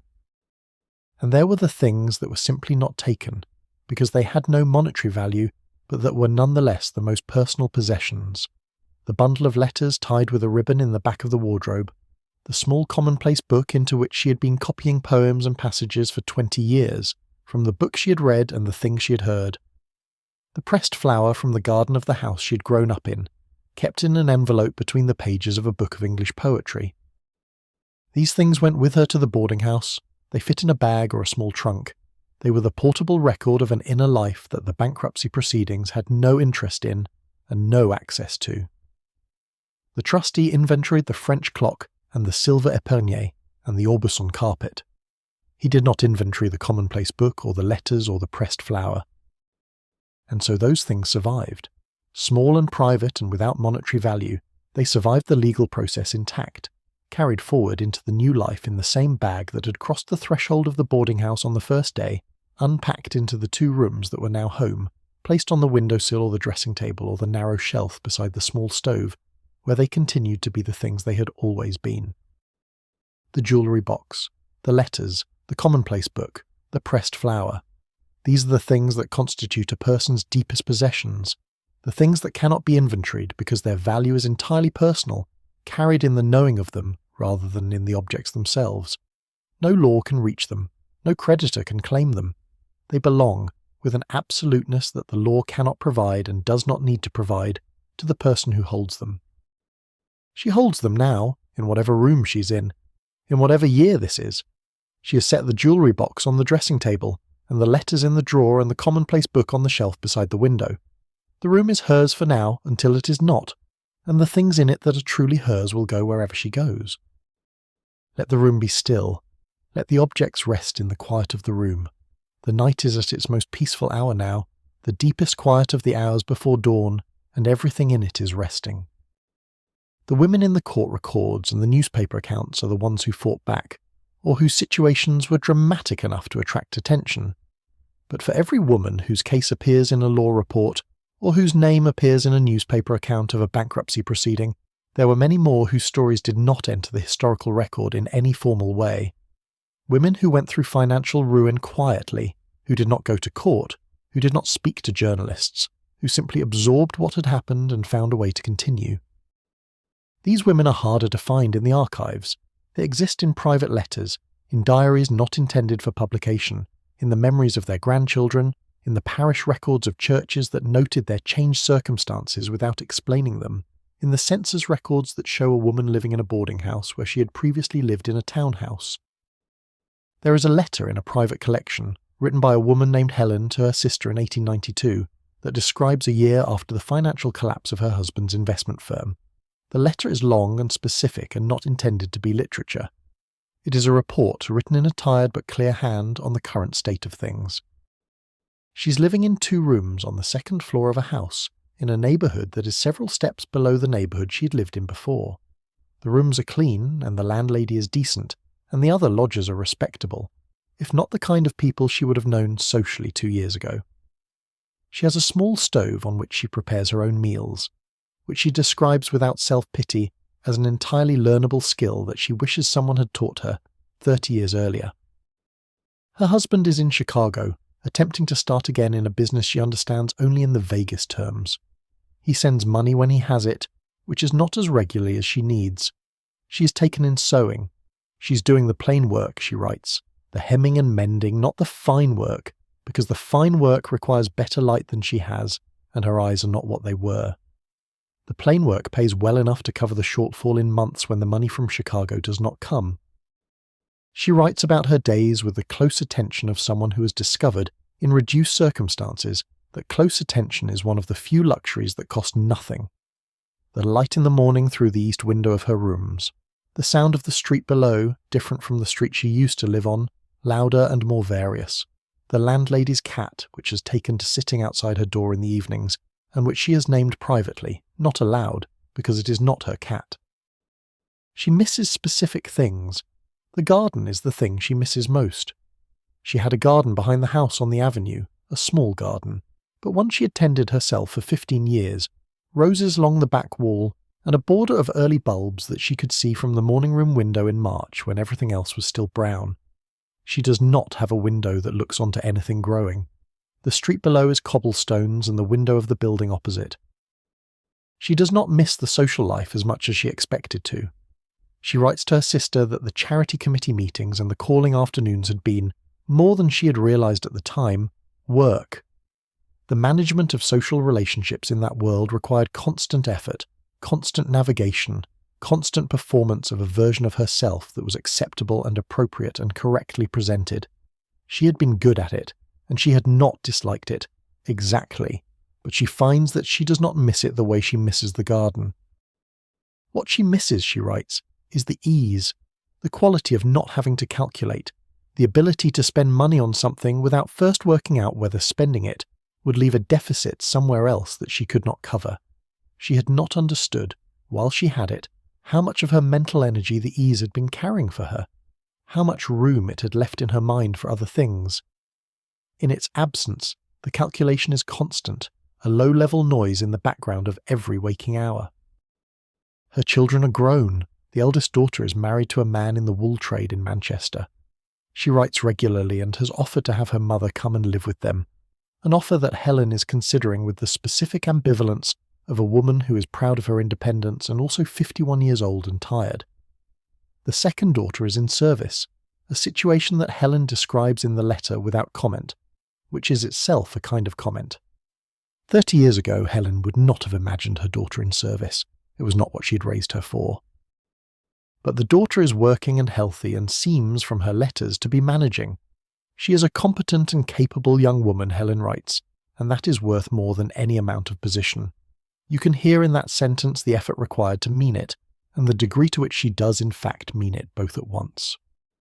The letter ends practically. She's fine. She wants her sister not to worry. She has learned things she did not know before, and she's managing, and she's in good health, and the rooms are clean, and the landlady is decent, and she has learned to cook, and she misses the garden, but everything else is manageable. Then a postscript, in a slightly different ink as though it was added later. She writes that she has been thinking, lately, about the Married Women's Property Act, about what would have been different if the law had been different, what she would have had the ability to protect and hold on to. She is not writing to complain, she says. She knows the law has been changed and is changing, and that younger women will be in a better position than she was. She is glad of it. She just wanted, she says, to note that the difference between having legal standing and not having it is a very large difference indeed, much larger than she would have believed before she knew it from the inside. Set the letter down gently. Fold it back along its worn creases. The hand that wrote it is long since still. The rooms on the second floor are gone, replaced by something else. The building itself perhaps replaced. The street changed out of recognition. What remains is only this, the words, the careful, specific words of a woman describing her life honestly to her sister on a winter evening in 1892. The room is very quiet. The breath is very slow. Let the words settle into the quiet like leaves settling onto still water, without disturbance, without sound. There is a quality to very late-night thinking that is different from daytime thought. The mind, loosened from its ordinary purposes, moves through material it might resist in the daylight hours. Old things come forward, long-resolved questions return briefly, not with urgency, but with the quality of something being looked at from a comfortable distance, the way you might look at a photograph of a place you lived many years ago, with recognition and without disturbance. The story of the Gilded Age wives who found themselves without legal recourse is one of those stories that the mind, at this hour, can hold in a certain way, not as an abstraction or a historical problem to be solved, but as a human situation to be simply acknowledged. These were people. They had mornings and evenings and meals and conversations and the particular texture of their specific days, and what happened to them was unjust, and they found ways forward anyway, or some of them did, and the ways forward were various and individual and real. There is a woman in this story we have not yet met, a woman who appears in a single letter held in a private archive, and who we know almost nothing about except what the letter tells us. She was writing in 1888 to a younger woman who had recently been through the loss of her household in a bankruptcy proceeding. The letter is a response to a letter the younger woman had sent, which has not survived. We can infer from the response what the original letter must have said. It had said or implied that the younger woman did not know how she would manage, that the scale of the loss was too large, that she could not see what came next. The woman writing the response was clearly someone who had been through something similar. She does not explain her own history in the letter, because the person she's writing to already knows it. She writes as someone who is some years past her own version of this experience, who has the perspective of a degree of distance and the particular authority that comes from having navigated a thing and emerged from it. She writes that she understands the feeling of not being able to see forward, that she remembered it clearly, the specific quality of the present tense being so overwhelming that the future seemed genuinely unavailable, not merely uncertain, but simply absent, as though the road ahead had not yet been laid down, and she was expected to walk on air. She writes that this is accurate in a way. The road ahead has not been laid down. It will be laid down by the walking. Each step will produce the next step's ground, not in advance, but in the act of taking it. This sounds like a platitude, she says, and she's sorry if it sounds like one, because it is not a platitude. It is something she learned from the experience of actually doing it, of taking the steps before there was ground, and finding, each time, that the ground arrived. She writes about the specific things that helped her. The work, first, because work produced income, and income produced independence, and independence was the foundation of everything else. The specific kind of work did not matter as much as the having of it. She had taught piano to the daughters of 3 families in her neighbourhood for 7 years, and she was not ashamed of it, though she had been ashamed at first, and the shame had passed as she understood that the work was real, and that the income was real, and that what she was doing was living her actual life rather than a performance of a life. She writes about the friendships, that the friendships that survived the financial collapse were the friendships that were genuinely friendships, and that understanding this, knowing which ones had survived and which had not, was clarifying even though it was painful. That the women who had remained friends were the women who had cared about her specifically, and not about her position, and those were the women worth caring about in return, and she had perhaps, in the years since, been more careful to cultivate that specific kind of friendship. She writes about the law. This section is interesting because it is very direct, more direct than one might expect in a personal letter of this kind. She writes that the law as it stood was unjust, and that she believed this clearly and without qualification, that a woman who had given her entire adult life to the management of a household, and the raising of children, and the maintenance of the social world that supported her husband's commercial life, who had done all of this with skill and dedication over 15 or 20 years, should have had legal standing when that household was dismantled. That the doctrine of coverture was not a natural fact but a legal choice, and that legal choices could be changed. She writes that she had come to believe that the work of changing these laws was important work, and that she had been doing what she could to support it, attending meetings and signing petitions and talking to women she knew about what she had learned from her own experience. That the women's property movement and the suffrage movement were, in her view, connected, and that the connection was clear when you had lived through the particular experience of having no legal standing in your own life. She ends the letter with something practical. She has enclosed the names and addresses of 3 women in the younger woman's city who have been through similar experiences and who have, she believes, both the knowledge and the willingness to be helpful. She suggests going to call on them, not with any specific purpose, just to make their acquaintance, because knowing people who have navigated the same territory is itself a resource.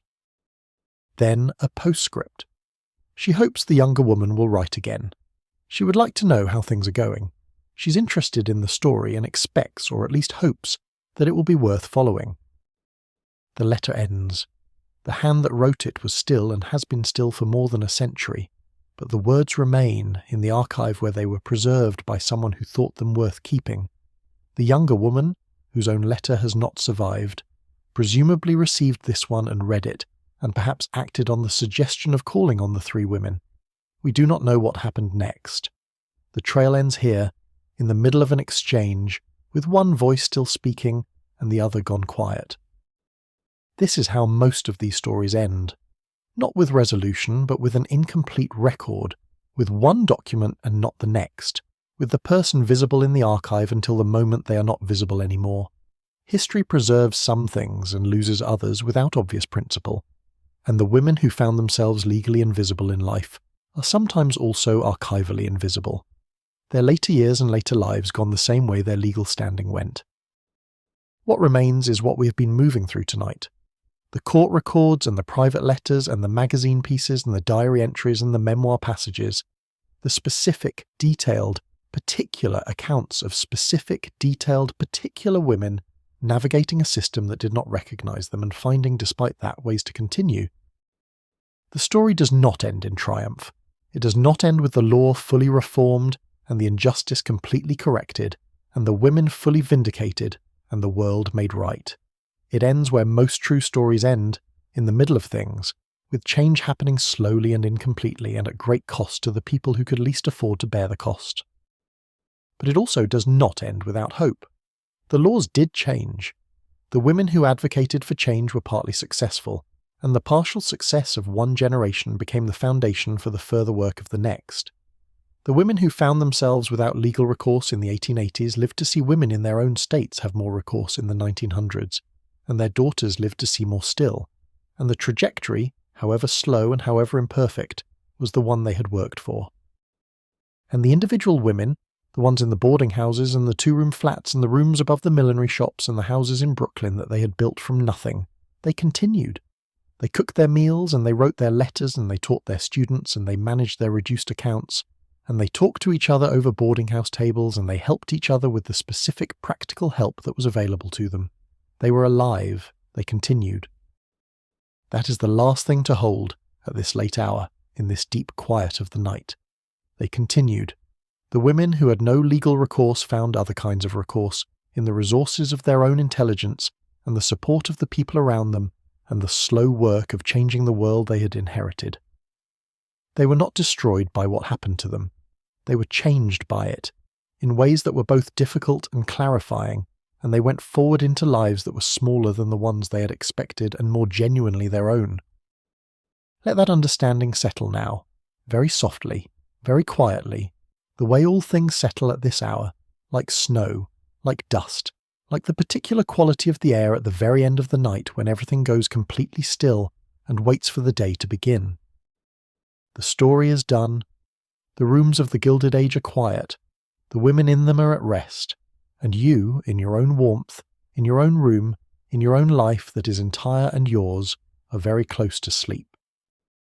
The 19th century ended and the 20th century began, and the world that had produced the Gilded Age and its particular forms of suffering and resilience shifted into something new. The women's suffrage movement was gathering real power.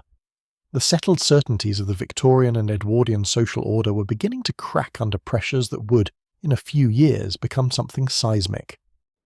The legal changes were real. By the first decade of the 20th century, most American states had enacted married women's property legislation that provided genuine protection for wives' separate property. The doctrine of coverture had not been entirely dismantled, but its most egregious provisions had been substantially curtailed. A woman in 1910 had considerably more legal standing than a woman in 1870 had possessed. These changes were the result of decades of advocacy, petition, lobbying, litigation, testimony, argument, and the quiet accumulation of cases like the ones in these records. Women who had experienced the system's failure and who had, in their various ways, contributed to the understanding that the failure needed to be corrected.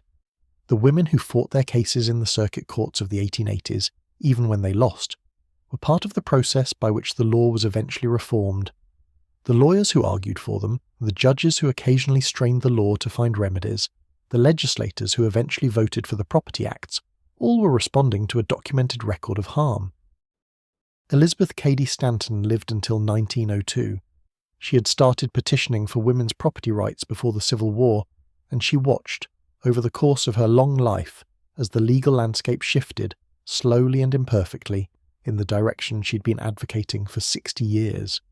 She did not live to see women's suffrage, but she saw the property laws change substantially, and she understood what that meant for the women whose situation she had spent her life trying to ameliorate. The world of the Gilded Age itself began to fade. The great fortunes that had built the marble cottages of Newport and the Fifth Avenue Chateau were subject to new pressures. The federal income tax, established in 1913, began the long, slow redistribution of the concentrated wealth of the Gilded Age. The First World War disrupted the social order that had maintained the season at Newport, and the elaborate ritual of the calling card and the formal dinner of 20 covers.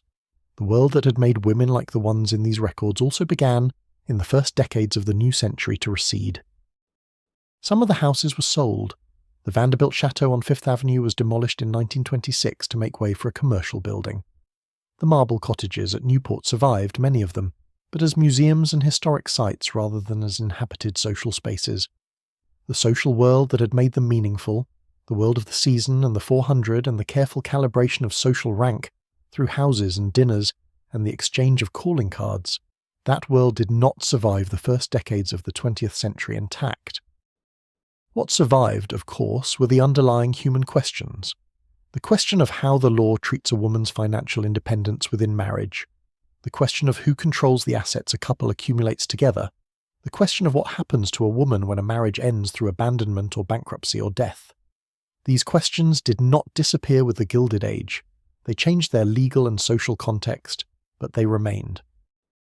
The women's movement of the 20th century returned to them again and again, in different legal and social contexts, addressing the ways in which the formal equality established by the Property Acts and the Suffrage Amendment had not translated into full economic equality in practice.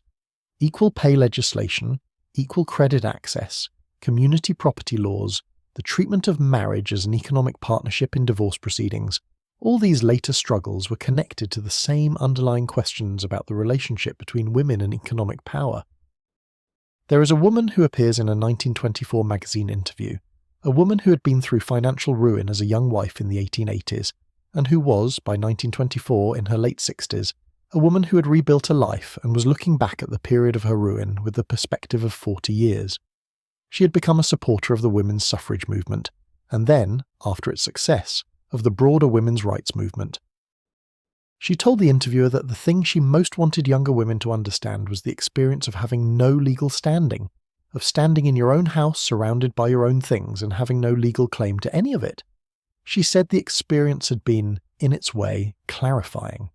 It had made perfectly concrete what was otherwise abstract, the relationship between legal rights and the actual texture of a human life. She had known, before her ruin, that married women had fewer legal rights than single women. She had not understood, until it happened to her, what that actually meant.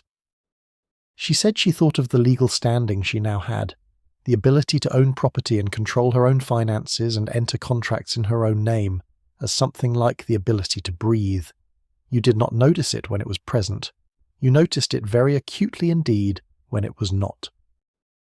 The interview concluded with her saying that she hoped younger women would not take these legal rights for granted, that they would understand them as things that had been fought for and won by specific people in specific places over specific years, and that they could, if people stopped paying attention, be lost again.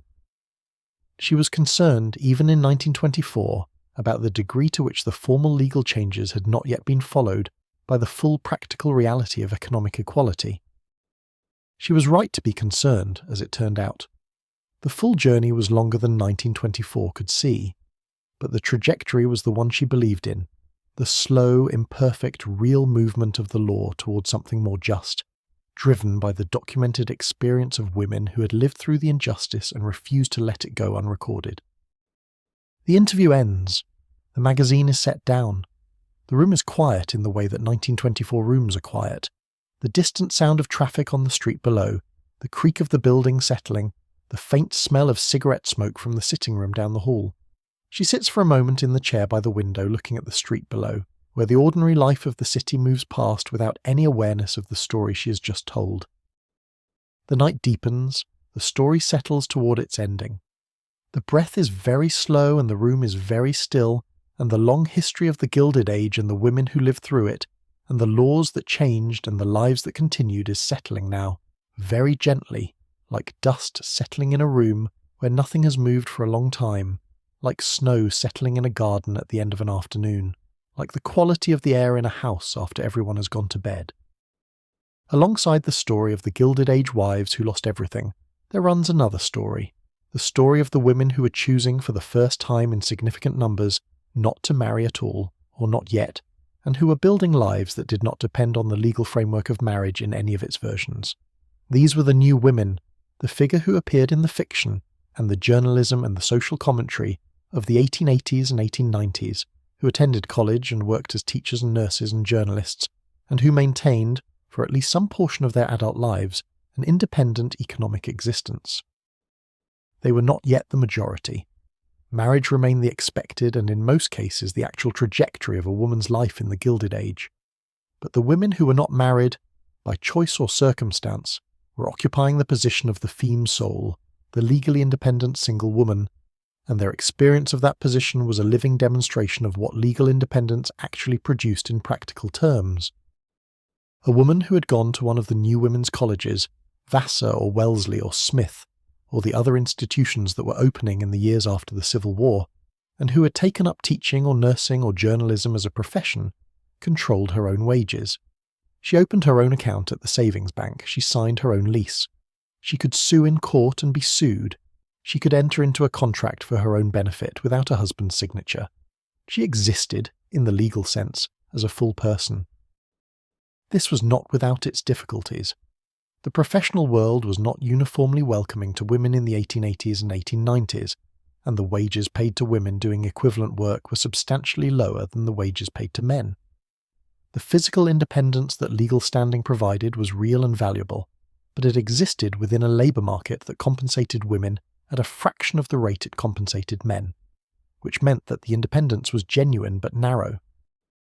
The women who attended the new colleges were learning, among other things, to think about these conditions analytically. They were reading economics and law and the emerging social sciences that were beginning to produce systematic accounts of the position of women in the labour market and in the legal system. They were developing the intellectual tools to understand that the conditions they were experiencing were not natural facts, but social arrangements, the products of specific historical choices that could in principle be different. Some of them encountered the married women's property question through their professional work. A woman practicing as a nurse in the 1880s might have patients who were wives of bankrupt men, might have heard in the course of that intimate work the specific details of the legal situation, might have come away from those encounters with a direct understanding of what coverture meant in the lives of real women. A woman working as a journalist might have covered the courts, might have sat in the courtroom for one of the bankruptcy proceedings and written an account of it for her paper, might have spoken to the wife outside the courtroom about what the proceedings meant for her. These encounters between the new women building independent professional lives and the women whose marital situations had stripped them of legal standing were productive in specific ways. The professional women had the analytical tools to understand the legal situation and the public platforms to write about it. The women who had lived through the situation had the specific, concrete, first-hand knowledge of what it meant. The combination was powerful. The women's clubs of the 1890s were partly the institutional expression of this combination. The General Federation of Women's Clubs brought together women from different backgrounds and different situations around shared interests that included, prominently, the reform of the laws affecting women's legal and economic position. The clubs provided a structure through which information could be shared, advocacy could be organised, and the experiences of individual women could be aggregated into something that had political weight. At the club meetings, a woman who had been through a bankruptcy proceeding and who was willing to describe her experience was not simply telling her own story. She was contributing to a collective understanding of a systematic problem. The story of the specific house on the specific avenue and the specific morning the men arrived with the inventory was also in this context an illustration of a general principle, evidence in an argument that the law needed to change. This is one of the ways in which the individual experiences of the women in these accounts translated into political force. The story of one woman's loss was a story. The stories of many women's losses, collected and presented and organised into an argument, were a case. The case that the Married Women's Property Acts needed to be strengthened and extended, that the remaining vestiges of coverture needed to be removed, that women needed full legal standing within marriage as outside it, was made partly through the accumulation of these individual experiences, made concrete and particular and human by the women who were willing to describe them. There was also a generational dimension to this. The daughters of the women who had experienced Gilded Age financial ruin came of age in the 1890s and 1900s, during the period when the women's rights movement was at or near its peak energy. Some of them had watched their mothers navigate impossible situations and had absorbed, in the watching, a very personal understanding of why the movement they were joining mattered. They were not abstract reformers motivated by theoretical principle alone. They had seen the principle made concrete in their mothers' lives. A daughter who had been 11 years old when the men came to take the furniture, who'd stood in the hallway and watched and remembered, who'd grown up in the boarding house rooms and the reduced circumstances and the gradual reconstruction of something livable, who had watched her mother learn to cook and manage accounts on a scale she had never managed before, who had seen the specific strength and competence her mother had discovered in those years. That daughter came to the women's rights movement with something other women did not necessarily bring. She brought the knowledge from the inside. She also brought sometimes a degree of urgency that was personal in its origin. She was not just arguing for an abstract principle of equal legal standing. She was arguing for the specific protection that would have made her mother's life different. She was arguing against the specific legal architecture that had allowed what happened to her mother to happen. The argument was not abstract. It was about her mother, and about the thousands of women like her mother, and about the system that had left them without recourse when they needed it most. This is the connection between the personal and the political that the women's movement of this era understood very well.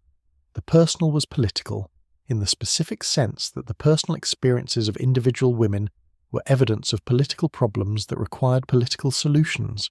The women who had experienced the effects of coverture personally were not simply victims, they were witnesses, and their testimony, taken seriously, was part of the case for change.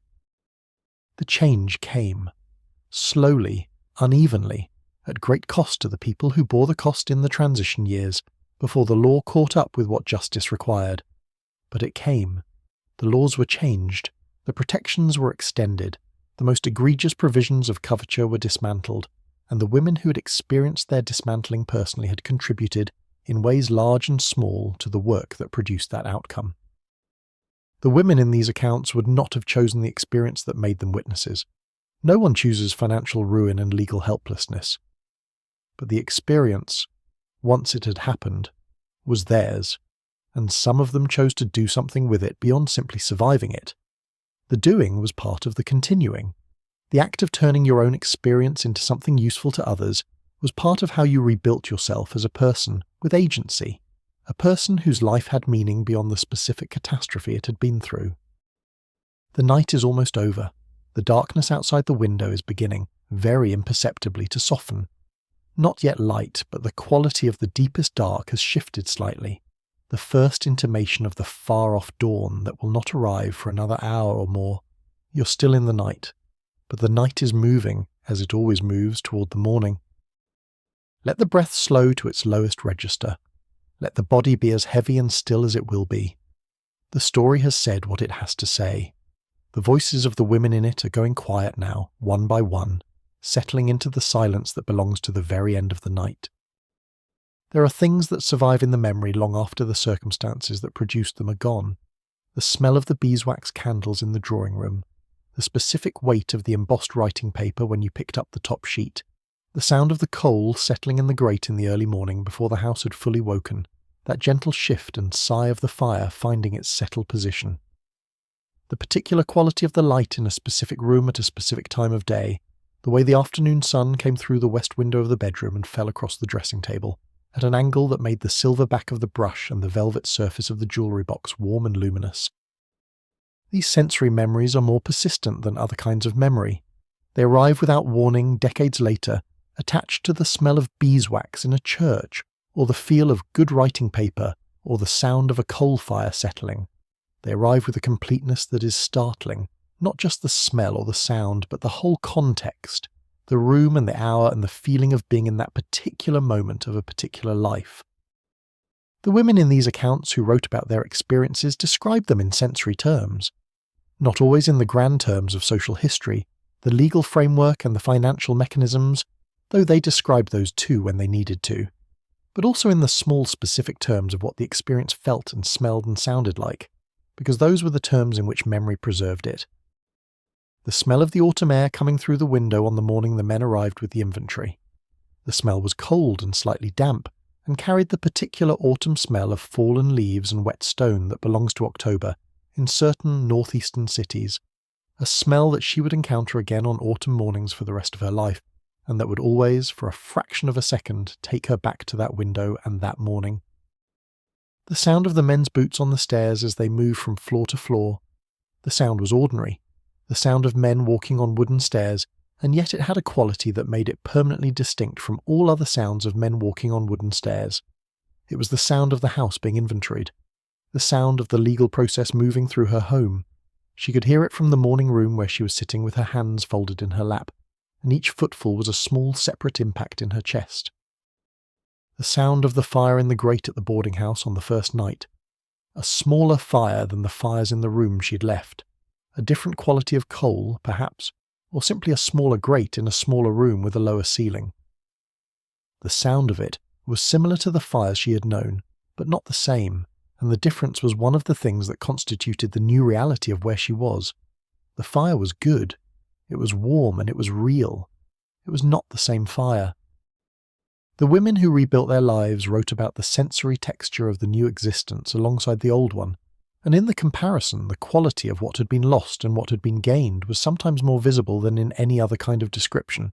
The breakfast at the common table in the boarding house had a smell, the smell of the other lodgers' toast and the institutional tea, and the particular smell of a boarding house kitchen that is not a private kitchen. It was not the smell of the morning room where she had eaten breakfast in the years before, but it was real. It was the smell of food being prepared by someone. It was the smell of a morning. The texture of the work she had found, the feel of the piano keys under her fingers when she sat down to teach the daughters of the families she had found, the particular feel of those keys, which were the keys of someone else's piano, an older instrument with slightly different action than the piano she had owned, and yet the music was the same music and her hands knew it, and the teaching was real work that produced a real result. A child who could not play could play. That was something. That was actual. The feel of the pen in her hand when she sat down at the narrow writing desk in the boarding house rooms to write the letters she needed to write. The desk was smaller than the desk in the morning room on the avenue. The surface was marked with rings from other people's cups. But the pen was the same pen she had always used, a good pen with a fine nib that she had brought with her in her bag, and the letters she wrote with it were real letters that went real places and produced real responses, and the writing was as clear and as careful as it had always been. Small continuities, the things that stayed the same when most things changed. She still made the same movements with her pen. She still knew how to structure a letter that would be received as she intended it.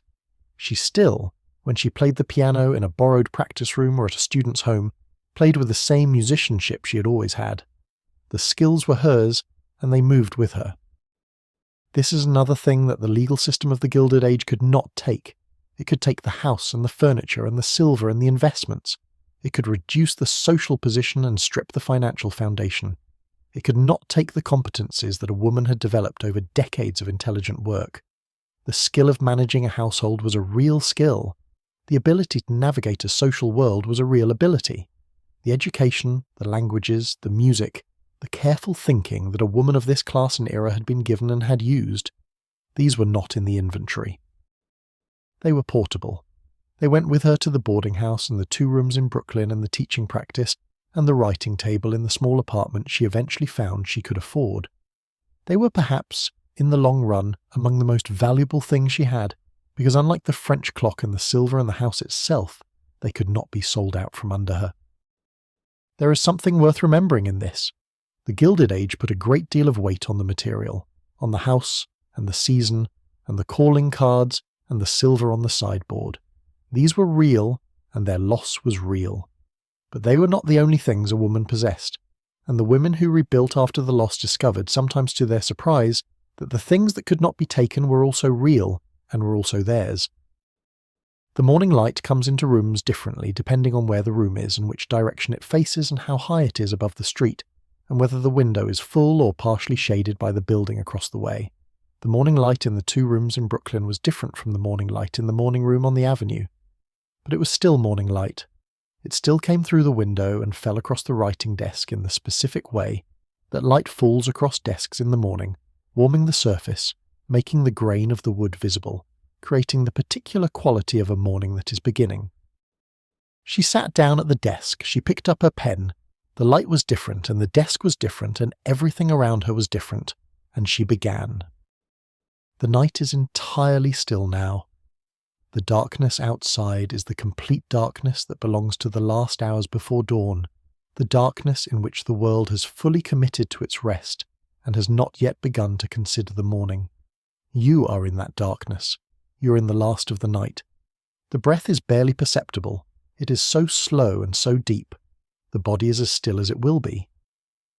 The story has arrived at its final resting place. Let everything go now. Let the rooms and the voices and the legal documents and the inventory sheets and the lawyers and the boarding houses and the morning light in all its variations go quiet together. Let the warmth of the bed hold you. Let the darkness hold you. Let the slow breathing of the deep night carry you the last small distance into sleep. You're here, you're warm, everything is as it should be. The story is done and the night is nearly over and sleep is very close now, closer than the edge of the thought, closer than the next breath. Rest. Thank you so much for watching. If you'd like to see more videos like this, please consider leaving a like and subscribing to the channel, as it really helps us continue making more content. Anyways, see you in the next one. The house is quiet now. The house has always been quiet at this hour. The rooms are still and the fires have burned down and the windows are dark and the street outside has gone entirely silent. No more carriages, no more footsteps on the pavement, only the occasional distant sound of the city settling into its deepest sleep. You have travelled a long way tonight, through the drawing rooms and the morning rooms and the offices of lawyers, through the summer lawns above the Atlantic at Newport and the narrower streets of Brooklyn, through the letter on the 2nd floor in the 2 rooms that were clean, and the landlady was decent and the window looked out onto cobblestones and across the street to another building. Through the courtroom in Philadelphia, where the pearl earrings and the diamond brooch were returned. Through the life of the woman in 1924, looking back through 40 years at a morning she has never entirely left behind. These women's lives are still now. They have been still for a very long time. The houses they lived in are changed or gone. The legal world they navigated has changed, through the long labour of people who understood that change was possible, and that it was worth working for. The world they knew has receded into history. But you were there for a little while tonight. You moved through their rooms at a gentle pace, at the pace that is possible only when the hour is late and sleep is near, and the narrative can slow to the speed of breath. You heard the letters and the lawyers and the coal fires and the clocks. You sat with them in the morning rooms as the light changed. Now let those rooms go quiet. Let the images soften at the edges the way images soften when sleep is very close. The drawing room with the French wallpaper, the dressing table with the velvet box, the entrance hall with the silver tray for calling cards, the morning room window with the autumn light on the desk. Let them soften, let them go still. You're in your own room now, your own warmth, your own life that is entirely your own, around you like water around a person floating, holding you up without effort, requiring nothing. The breath is as slow as it will go. The body is as still as it will be. The night continues beyond the windows, the same night that has always been beyond the windows, the same darkness that has covered every house and every life that has ever existed in this corner of the world. Rest now, the story's done, sleep is here. If you liked this video, let me know where in the world you're watching from and what time it is. I'm always curious about that, and if you have a suggested topic, feel free to leave it in the comments.